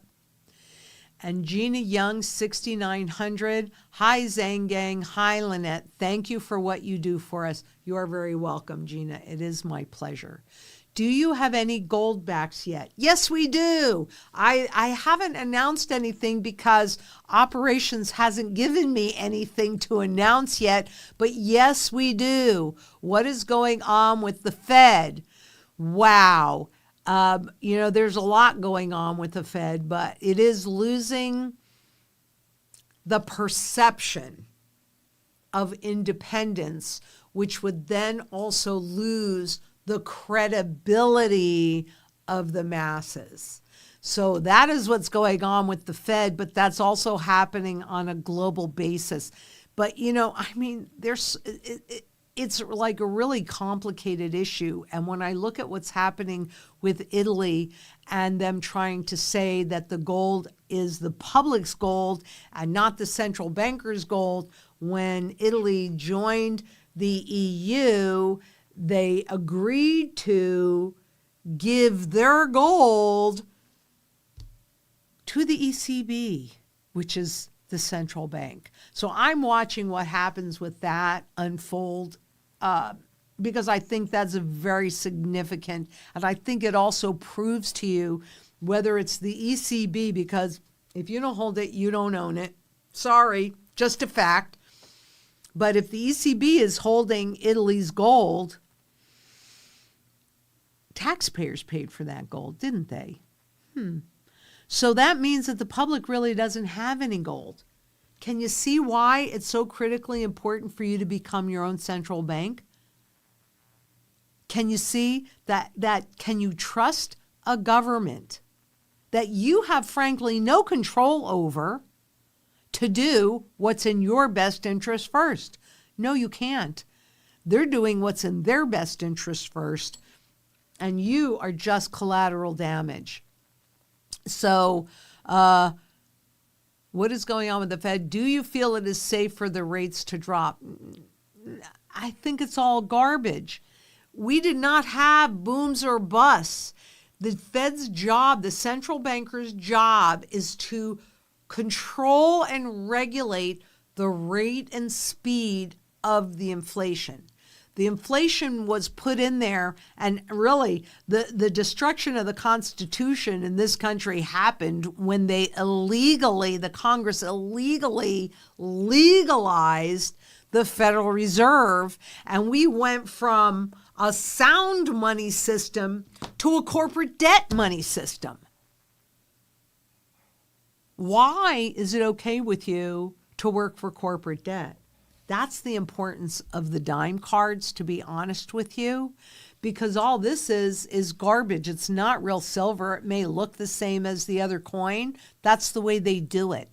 That's why they had to get adoption of the cryptocurrencies so that they could make this transition easier. And they've gotten enough adoption, they certainly have, through the financial system to force it down our throats. Are you just going to swallow it hook, line, and sinker? Or are you going to fight? I'm fighting. I'm fighting for you. I'm fighting for everybody. And this has to be global. We have to do this in a global community because we can't just have one place that has the sound money. It has to happen all over the world. That's what I'm fighting for. Redeemable gold. Redeemable. Do I feel it's safe for the rates to drop? Dropping rates just means a lot more of this. Oh, I wish that happened. A lot more of this. And that means a lot more devaluation. And when you see Wall Street touting the devaluation trade, that should send shivers up your spine. It sends shivers up mine, like this is a good thing. Who is it a good thing for? Not you or me, not for the prices of food and water and everything else that we have to do. So you're artificially raising those prices through inflation here. And now you're going to artificially try and force those prices down over here. Will it work? We're going to find out, won't we? And Live Sanctified for Him asks, hi, Lynette, how can we determine whether a gold coin is worth having graded? That's a great question. I've noticed it isn't just MS, but AU are available as well. Is it based on rarity or age, such as the $1 coins? No. What those MS means, mint state, never been in circulation. Today, if it says MS, it doesn't mean anything because these coins were not created to be, this is bullion, this is bullion. These coins were not created to be in circulation. But it has a lot of value for this earlier stuff because this was our money. So you can do it with the naked eye. But if you have a coin that you believe, and AU, by the way, means almost uncirculated. That would be like this one, which is what I use for my savings. It's just a raw pre-1933 raw coin. This one happens to be dated 1879. This is probably even very fine or extra fine. Almost uncirculated is a little bit higher, but it's still been in circulation. So MS, never been in circulation. AU, been in circulation a little bit. And then it's the level of blemish, right? So there is, and I don't even know that it's easy to do with the naked eye, but like this one happens to be a mint state 63.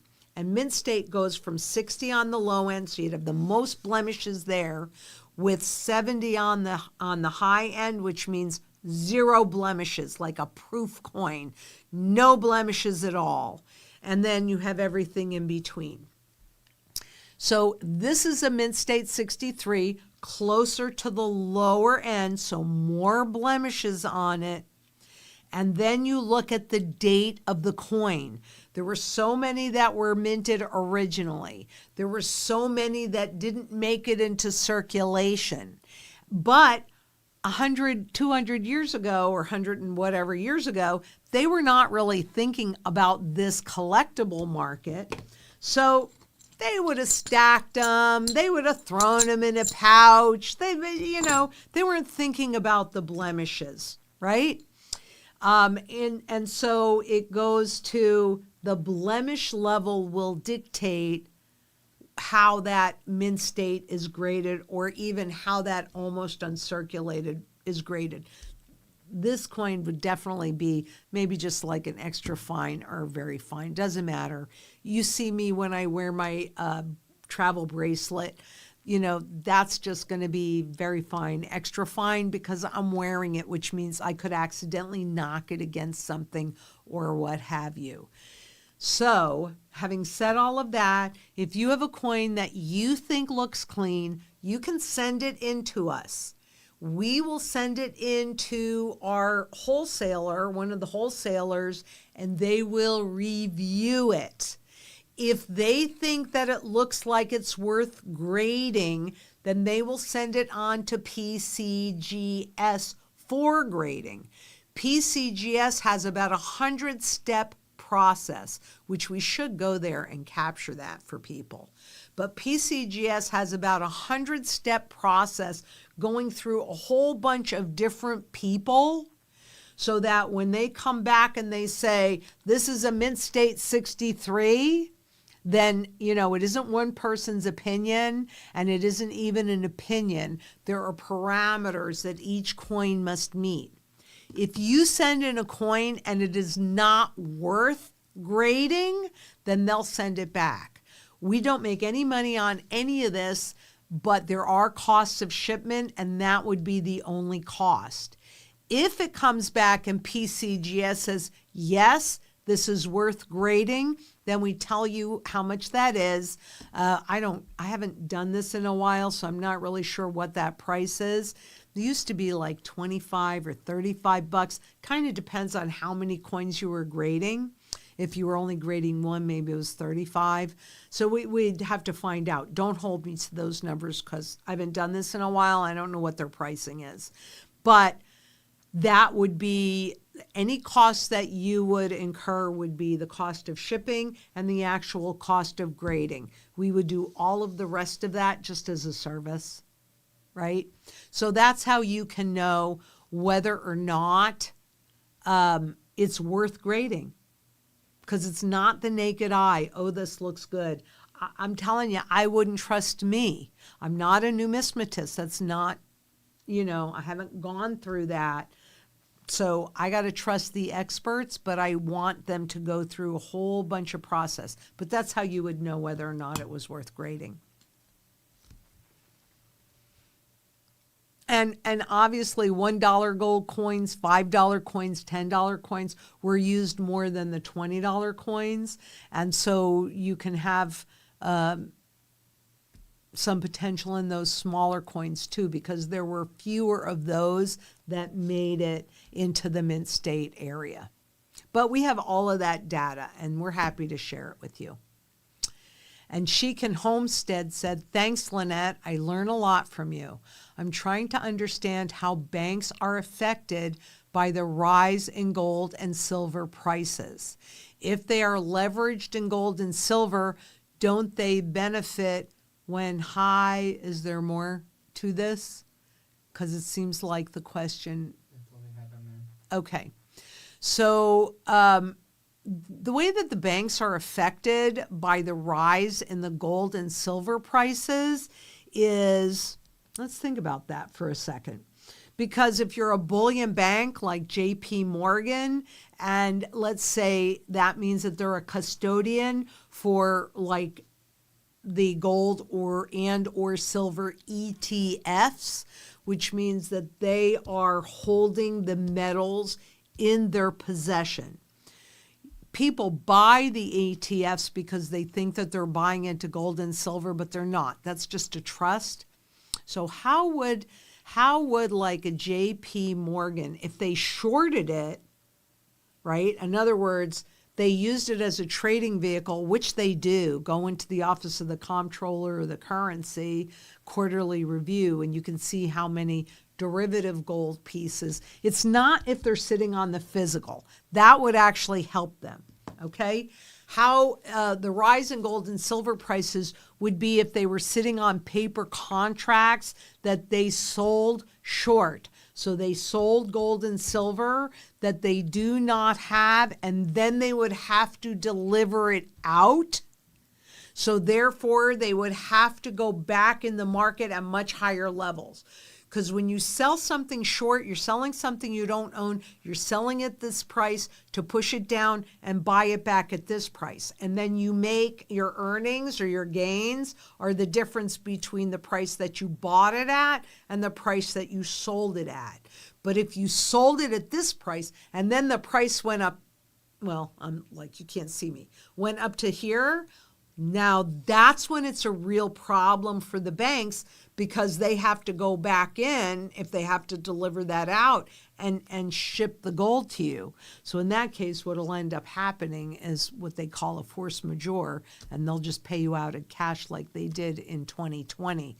But based on the question, and that's the leverage, if they sold gold that they don't own at a lower price or silver that they don't own and they have to deliver it out, that's going to eat into their profits. And most of these transactions with banks are paper anyway. So that's how that would hurt the banks.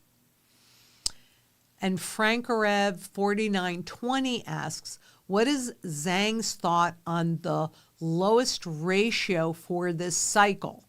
Well, okay, going back to the gold-silver ratio, I'm going to be paying attention for you guys because I don't really care that much about the gold-silver ratio, but I know that you do.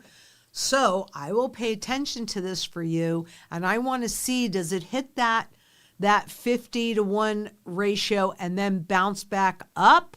And if it does bounce back up, is it going to go to that roughly 100-to-1? And if it goes above that, is it going to shoot up more? Or is it going to break below that 50-to-1 and therefore go down to that maybe 20-to-1 or 21-to-1 or whatever that bottom ratio is? Is it going to break below that? Maybe, probably not.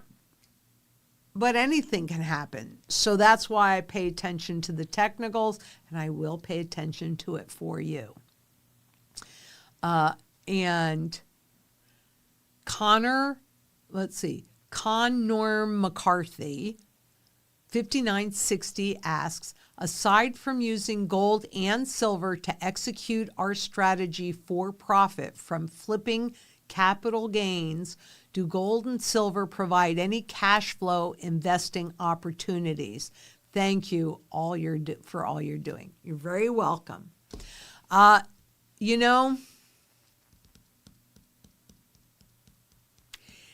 There are some places that will loan out their gold and silver and create cash flow in that way. And there are some things that as we, at Zang Enterprises, we mature, we might mature into some things depending upon what happens in the markets. But gold and silver are about insurance and protection. So other than loaning it out in the physical form, none that I can really think of. It's the safest thing that you can do. It's insurance. So if you put leverage on it, it kind of takes away from its real value. So none that I can think of off the top of my head, but you've now put that question into my mind, so you never know what might come out of that. And the Tiger Stacker asks, currently raw pre-33 is a similar price to American Gold Eagles or Buffaloes or better. I want pre-33, so if gold drops raw like this, pre-33 will maintain. But how about the rare slabbed pre-33s? Well, those don't really follow the spot market unless it's like a lower quality. Like this would be one of my lower quality coins. It happens to be a 1910 Mint State 63. So that means, I'm guessing because I'm not looking at the sheet, but there are more of these at this quality level than, say, other coins. So if there's something with a low mint state and a high population, you could have some level of impact. Actually, I have that. I have that because I'm doing this whole piece that I'm working on for Numis. Can we hold that, unless I can think of, wait a minute. I actually think I can show you this, if you can bear with me for a second. Jess, could you please just move this around so I can access it? I think I can show you that. Now, it's not updated to today, so it's probably, this data is about maybe 2 or 3 weeks old. But it should, if I did it the way I think I did it. Let me see. Come on. Where are you? There you are. Okay. Let's see. Ta-ta-da. Okay, here we go. Okie doke.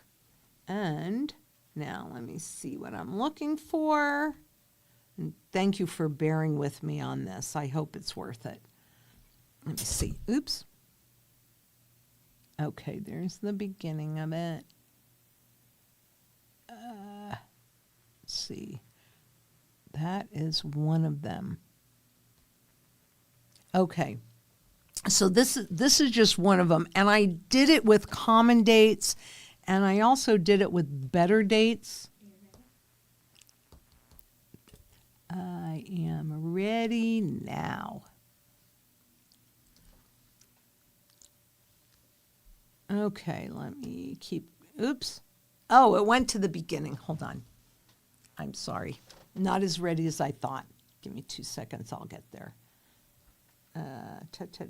Here. And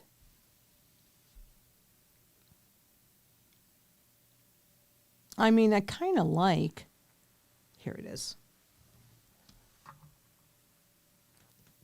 Okay, now I'm ready. All right, so this is spot gold is the blue line versus the common date index.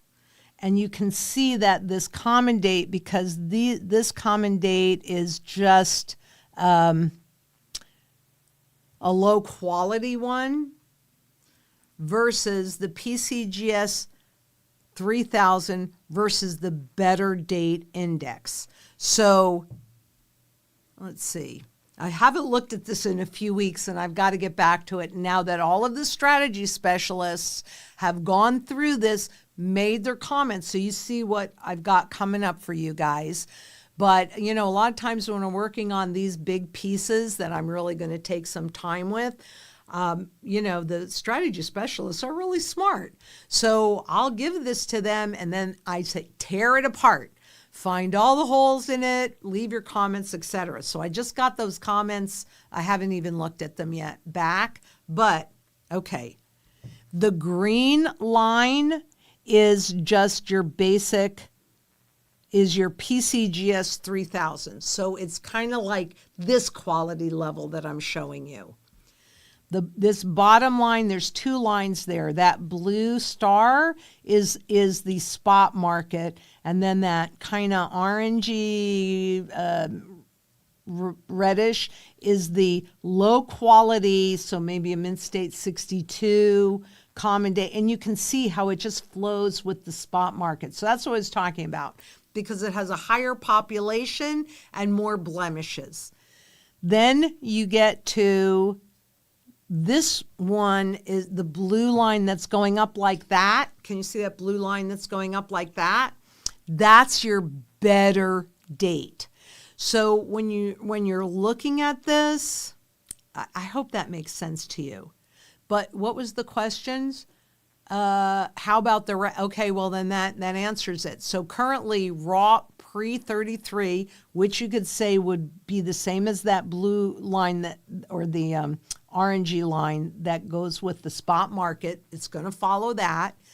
But the better dates are the green line would be lower quality, and then that blue one that goes up like that, those are more scarce.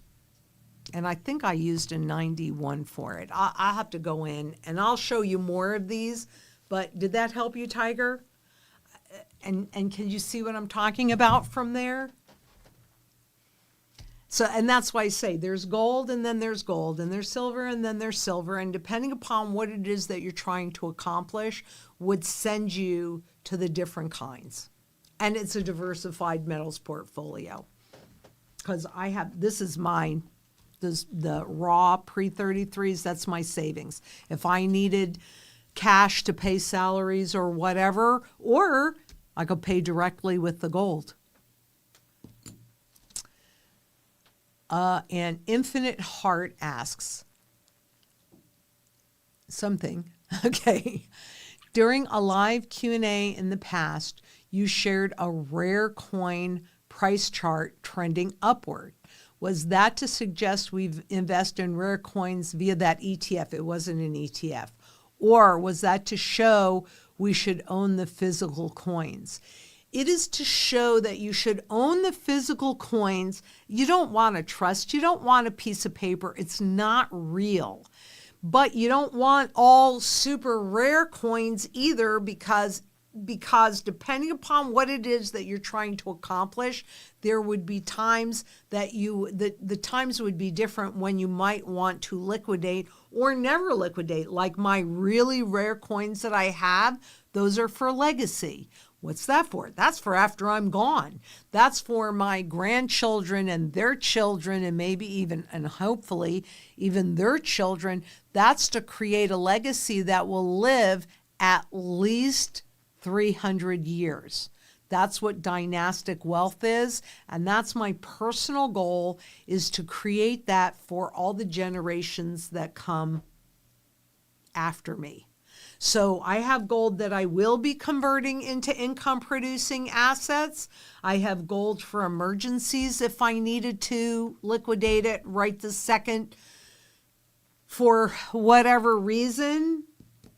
And then I have gold that I will convert as is appropriate to pay off the little bit of remainder of my mortgage. And that's the only reason why I have a mortgage right now, is because I want to execute it with you guys. And so that's that fixed rate debt that we were talking about earlier, and convert into income producing assets. So you have to be diversified, right? So it's always the right tool for the job. It's always the right tool for the job. And I will show you that again if you can wait. This is going to be this series that I'm working on that I just kind of gave you a little snicker snack of one of the charts in there. It's going to be very comprehensive.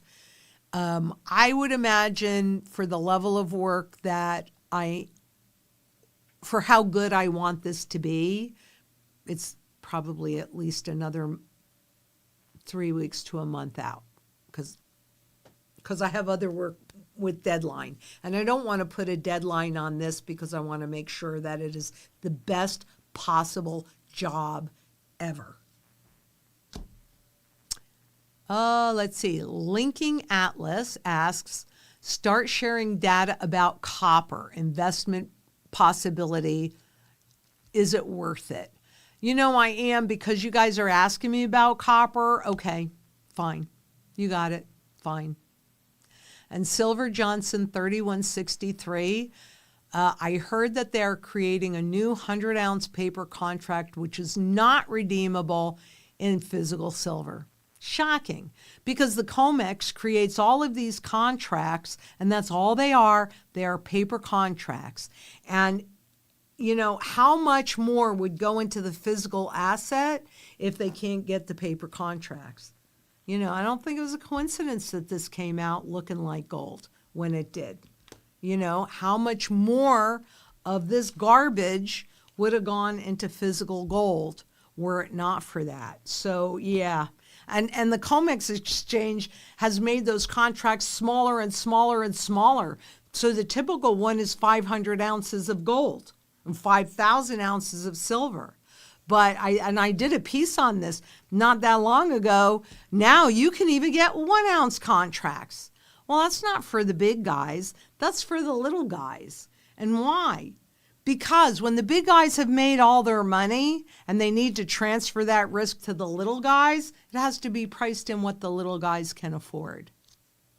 So this is all about manipulation. I truly hate those people. And I worked in the industry for really a long time, and I'm so thankful because it enables me to explain this stuff to you. And then you can do whatever you want with it. That's entirely up to you. I support that. Yeah, not redeemable. ETFs aren't redeemable.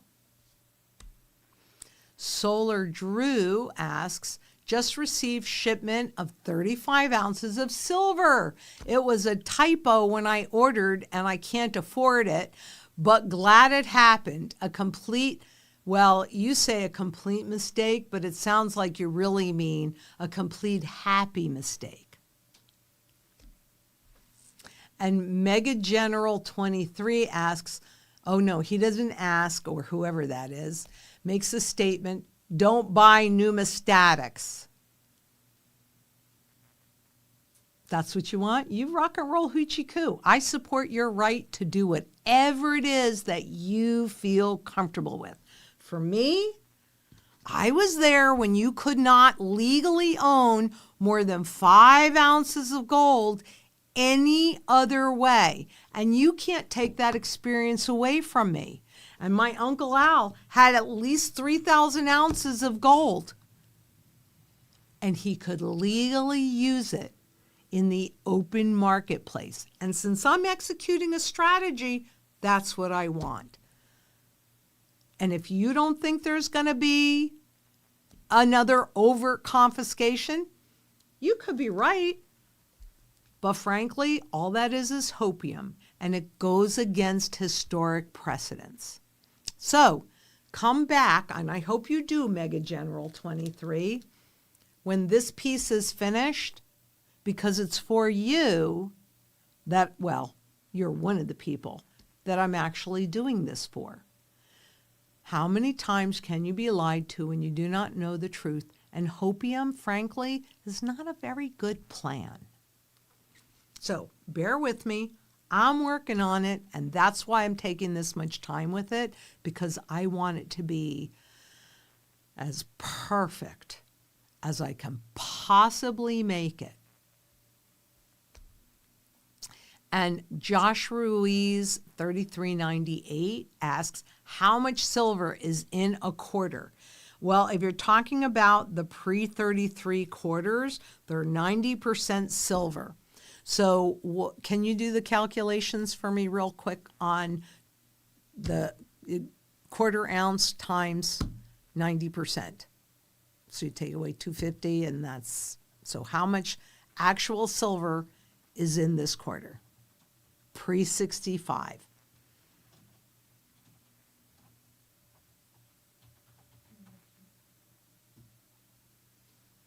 How much is in an actual pre-65 quarter? Uh-huh. The actual weight is, right, 0.18, where'd it go? Oh, 0.1808 troy ounces, or 5 squiggly lines. There you go. It's on the screen. It's easier because anything pre-64 or pre-65 is 90% silver.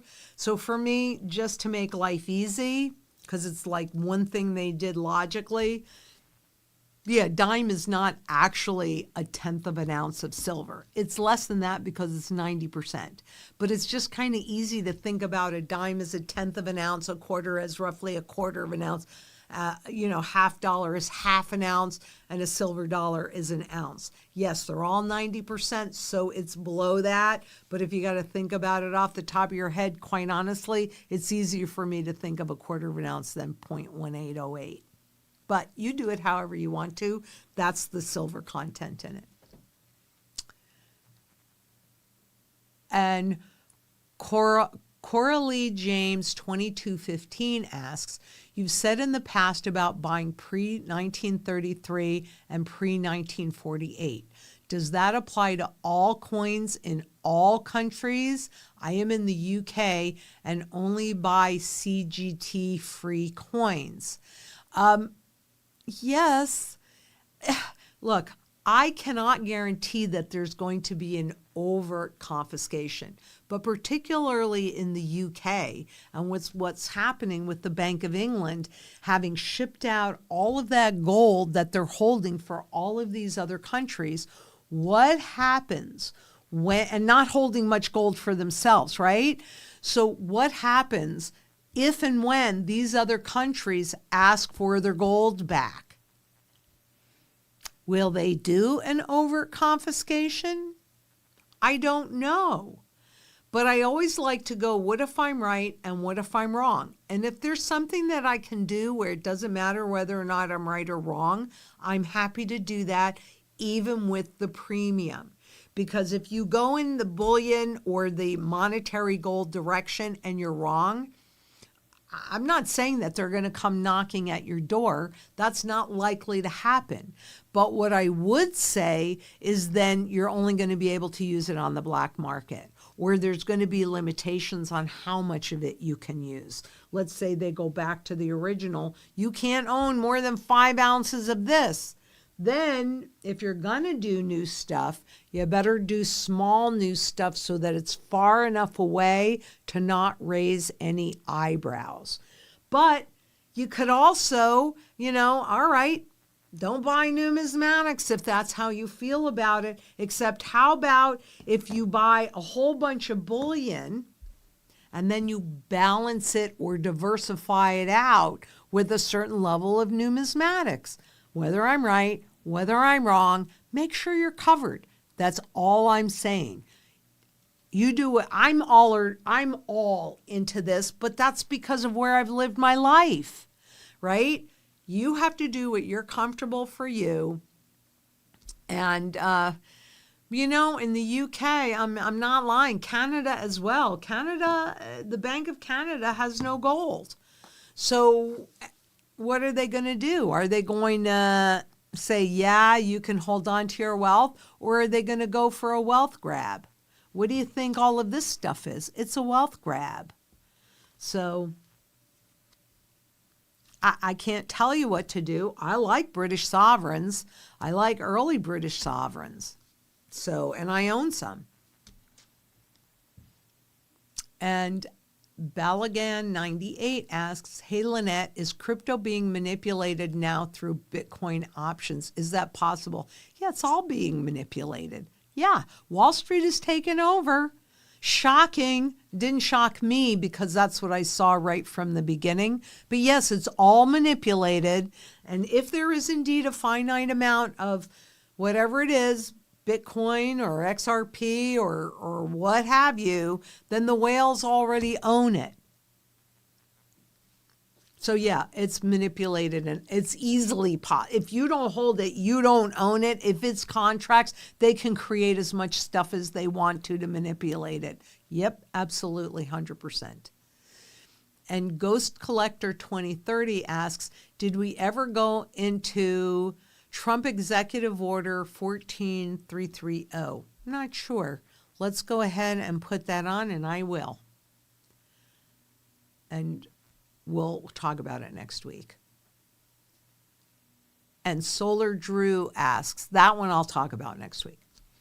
Just make sure I have the right date on there so I don't forget. No, we already did. He just received his shipment. Is that a different person? Solar Drew? Oh, standby. Oh, standby? Oh, okay. Katavi 3428 asks, junk silver, is it a good investment? I love junk silver. So the answer is yes. It is a very good investment. It is perfect for barterability because it's little and it's recognizable. And it's constitutional silver. So, and I will do a video on the probability of a silver confiscation. So bear with me on that. But if there is indeed a silver confiscation, then it would be pretty easy to create an argument about the pre-65 junk silver being constitutional silver and being a collectible. So, yeah, I like junk silver.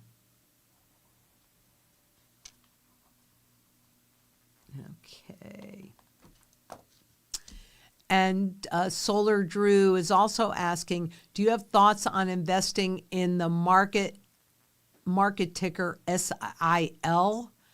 I don't have any thoughts on that. I don't know. What is SIL? Is that an ETF? And while you're pulling that up, I'll do the next question, which is I seek truth. Me too. Is buying gold from Costco a bad idea? Well, what you're going to get at Costco is, it's a silver miners ETF. Okay, I'll come back to that in 1 second. But is buying gold from Costco a bad idea? I mean, what you're going to get from Costco is monetary gold with absolutely no support, no buyback. I mean, they really don't understand gold and silver, but what they do understand, and what I hope this shows you, is that the broader public is participating in gold and silver. Or quite honestly, Costco, Walmart, Amazon, they wouldn't be selling it. They're big box places. They don't give a crap about what's going on with the dollar or the economy or any of that. What they know is they have massive demand for it, and so they're selling it. Is it a bad idea? Well, I have not bought gold from Costco, nor would I buy gold from Costco, but I'm sure that it is certified, so I would think that it would be real. I just want to execute a strategy, and I think it's easier and better to establish a relationship. And like, if you're working with Zang Enterprises, this is not just a transaction. Most other gold companies, it's transactional. That's it. You want to buy this, and I would put Costco in there as well. It's transactional. You can buy it. But when you're working with Zang Enterprises, we are future-proofing this company. So you're actually executing an entire strategy, and not just through this trend, but our intention is to be here for you to execute the entire strategy and beyond. So that's really quite different than someplace like a Costco or even a typical gold dealer. And they can say that they have a strategy. You need to make them prove it. Don't take their word for it, because it's easy. Blah, blah, blah. Talk is cheap. So Canyon River 2441 asks, if I was buying guns today, would you recommend pre-33 new fractional like Eagles or commemorative coins? Thank you for what you do. So I don't think you meant guns to ask me today, but if you were buying gold today, then, I mean, you do what you're comfortable, but this is what I buy for myself. And I do it because there have been 5 gold confiscations in the U.S. alone, and I lived through one of them. Didn't even realize that's what it was until you stop and think, man, yep, 1971. To think they wouldn't do it again is hopium. That's why I love Tiger Stacker, because he gave me this. And Townston's LTD 6727 doesn't ask anything. There's no question underneath that. But gold, wait. I think they got mixed up. Some people quote other people, so we'll just go to this one here. Okay. So Google AI is saying, as of January 2026, Basel III has passed a new law that states banks are no longer allowed to rehypothecate gold and silver. Is this true? Well, it depends on if you're going to follow Basel III. I don't know. Pull that. I will look at that and we will talk about that for sure next week. So give me a slide that has like all just these little ones on there and make it like number one so I absolutely see it. Because sometimes I'm just pedaling really fast. Actually, I'm always pedaling really fast. Simon says 22. Did the U.S. Mint just suspend Numismatics due to the metal shortage? They're out of blanks, and I think it also has to do somewhat with the pricing as well. But yes. And Silver Johnson 3163. The U.S. Mint, yes. Yep. Okay. And Pepito. Pepito 6326 asks, "Hi Lynette, thank you for your teaching, my pleasure. I am close to retirement and I took out my 401k and 403b from work and bought gold and silver. I am glad that I found you, and I'm glad too. Good job." And you know, it's really interesting because the talking heads on Bloomberg, CNBC, etc., now they're talking about how gold and silver has outperformed stocks and bonds and everything else since 2000 and blah, blah, blah, and, you know, blah, blah, blah, blah. But you didn't hear them say that until it became so in your face that they couldn't ignore it. But we've been talking about it, and I've been showing you that forever. Again, you know, the stockcharts.com, the relative performance chart, that is a great chart. It's free. You go in it and we are going to do that. We're going to do that so you can see how to go in and look at. You can put anything in there that you want. You can put stocks and bonds. You can put in spot gold, spot silver, the ETFs, anything you want, and then make a comparison short term, and then usually goes back. It depends on when they came out with it, but usually it'll go back to about 2000. It's really awesome. And Ghost Collector 2030. Oh, no, that's weird.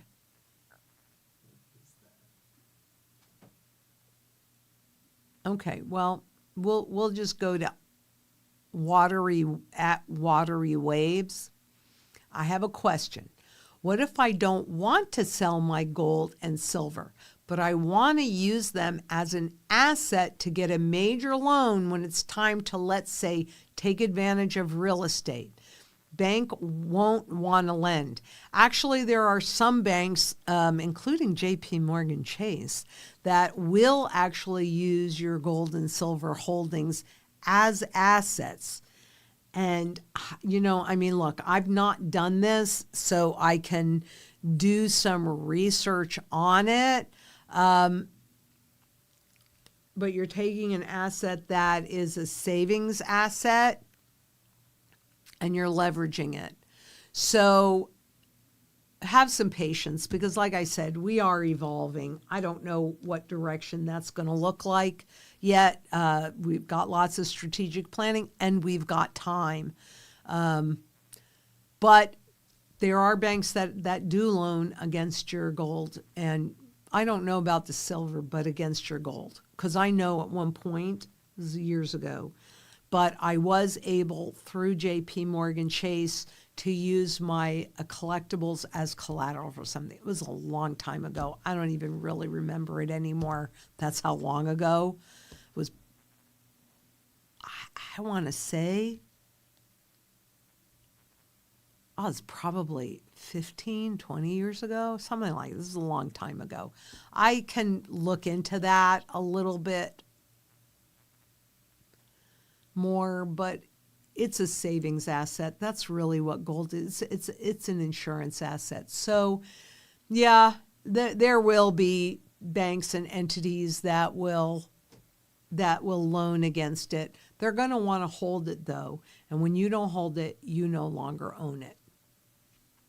I mean, even if we went in that direction, I'm not saying we will or we won't, but we would need to be holding the asset. And I just... And DNRG9NJ asked, any concerns getting bars versus coin or round? Well, depending, bars and rounds and new stuff is all classified as monetary. You can hold bars and rounds in your IRA as well as, new coins. So you don't really see that. Now, I do have some silver bars, smaller ones, and some of you, I don't know if we've put this out yet or not, but I actually got to play with not my 100-ounce silver bar, but actually the chairman of the board at Zang Enterprises 100-ounce silver bar.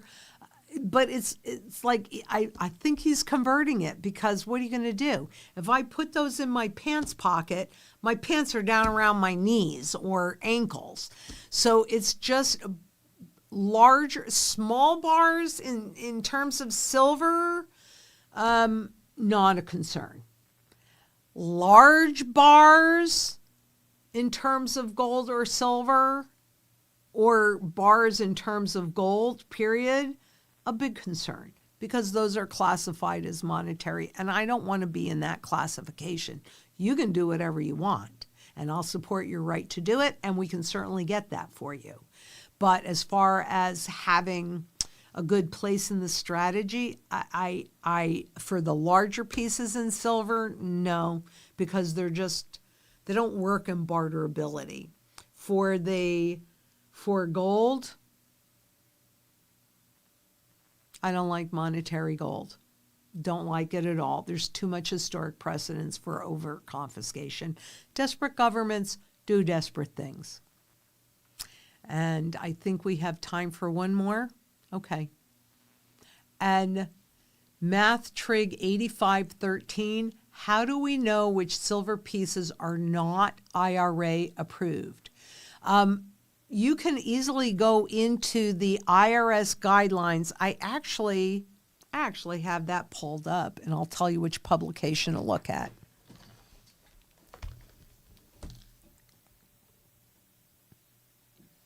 Let me go out of here, and let me go into here. I think I have it pulled up.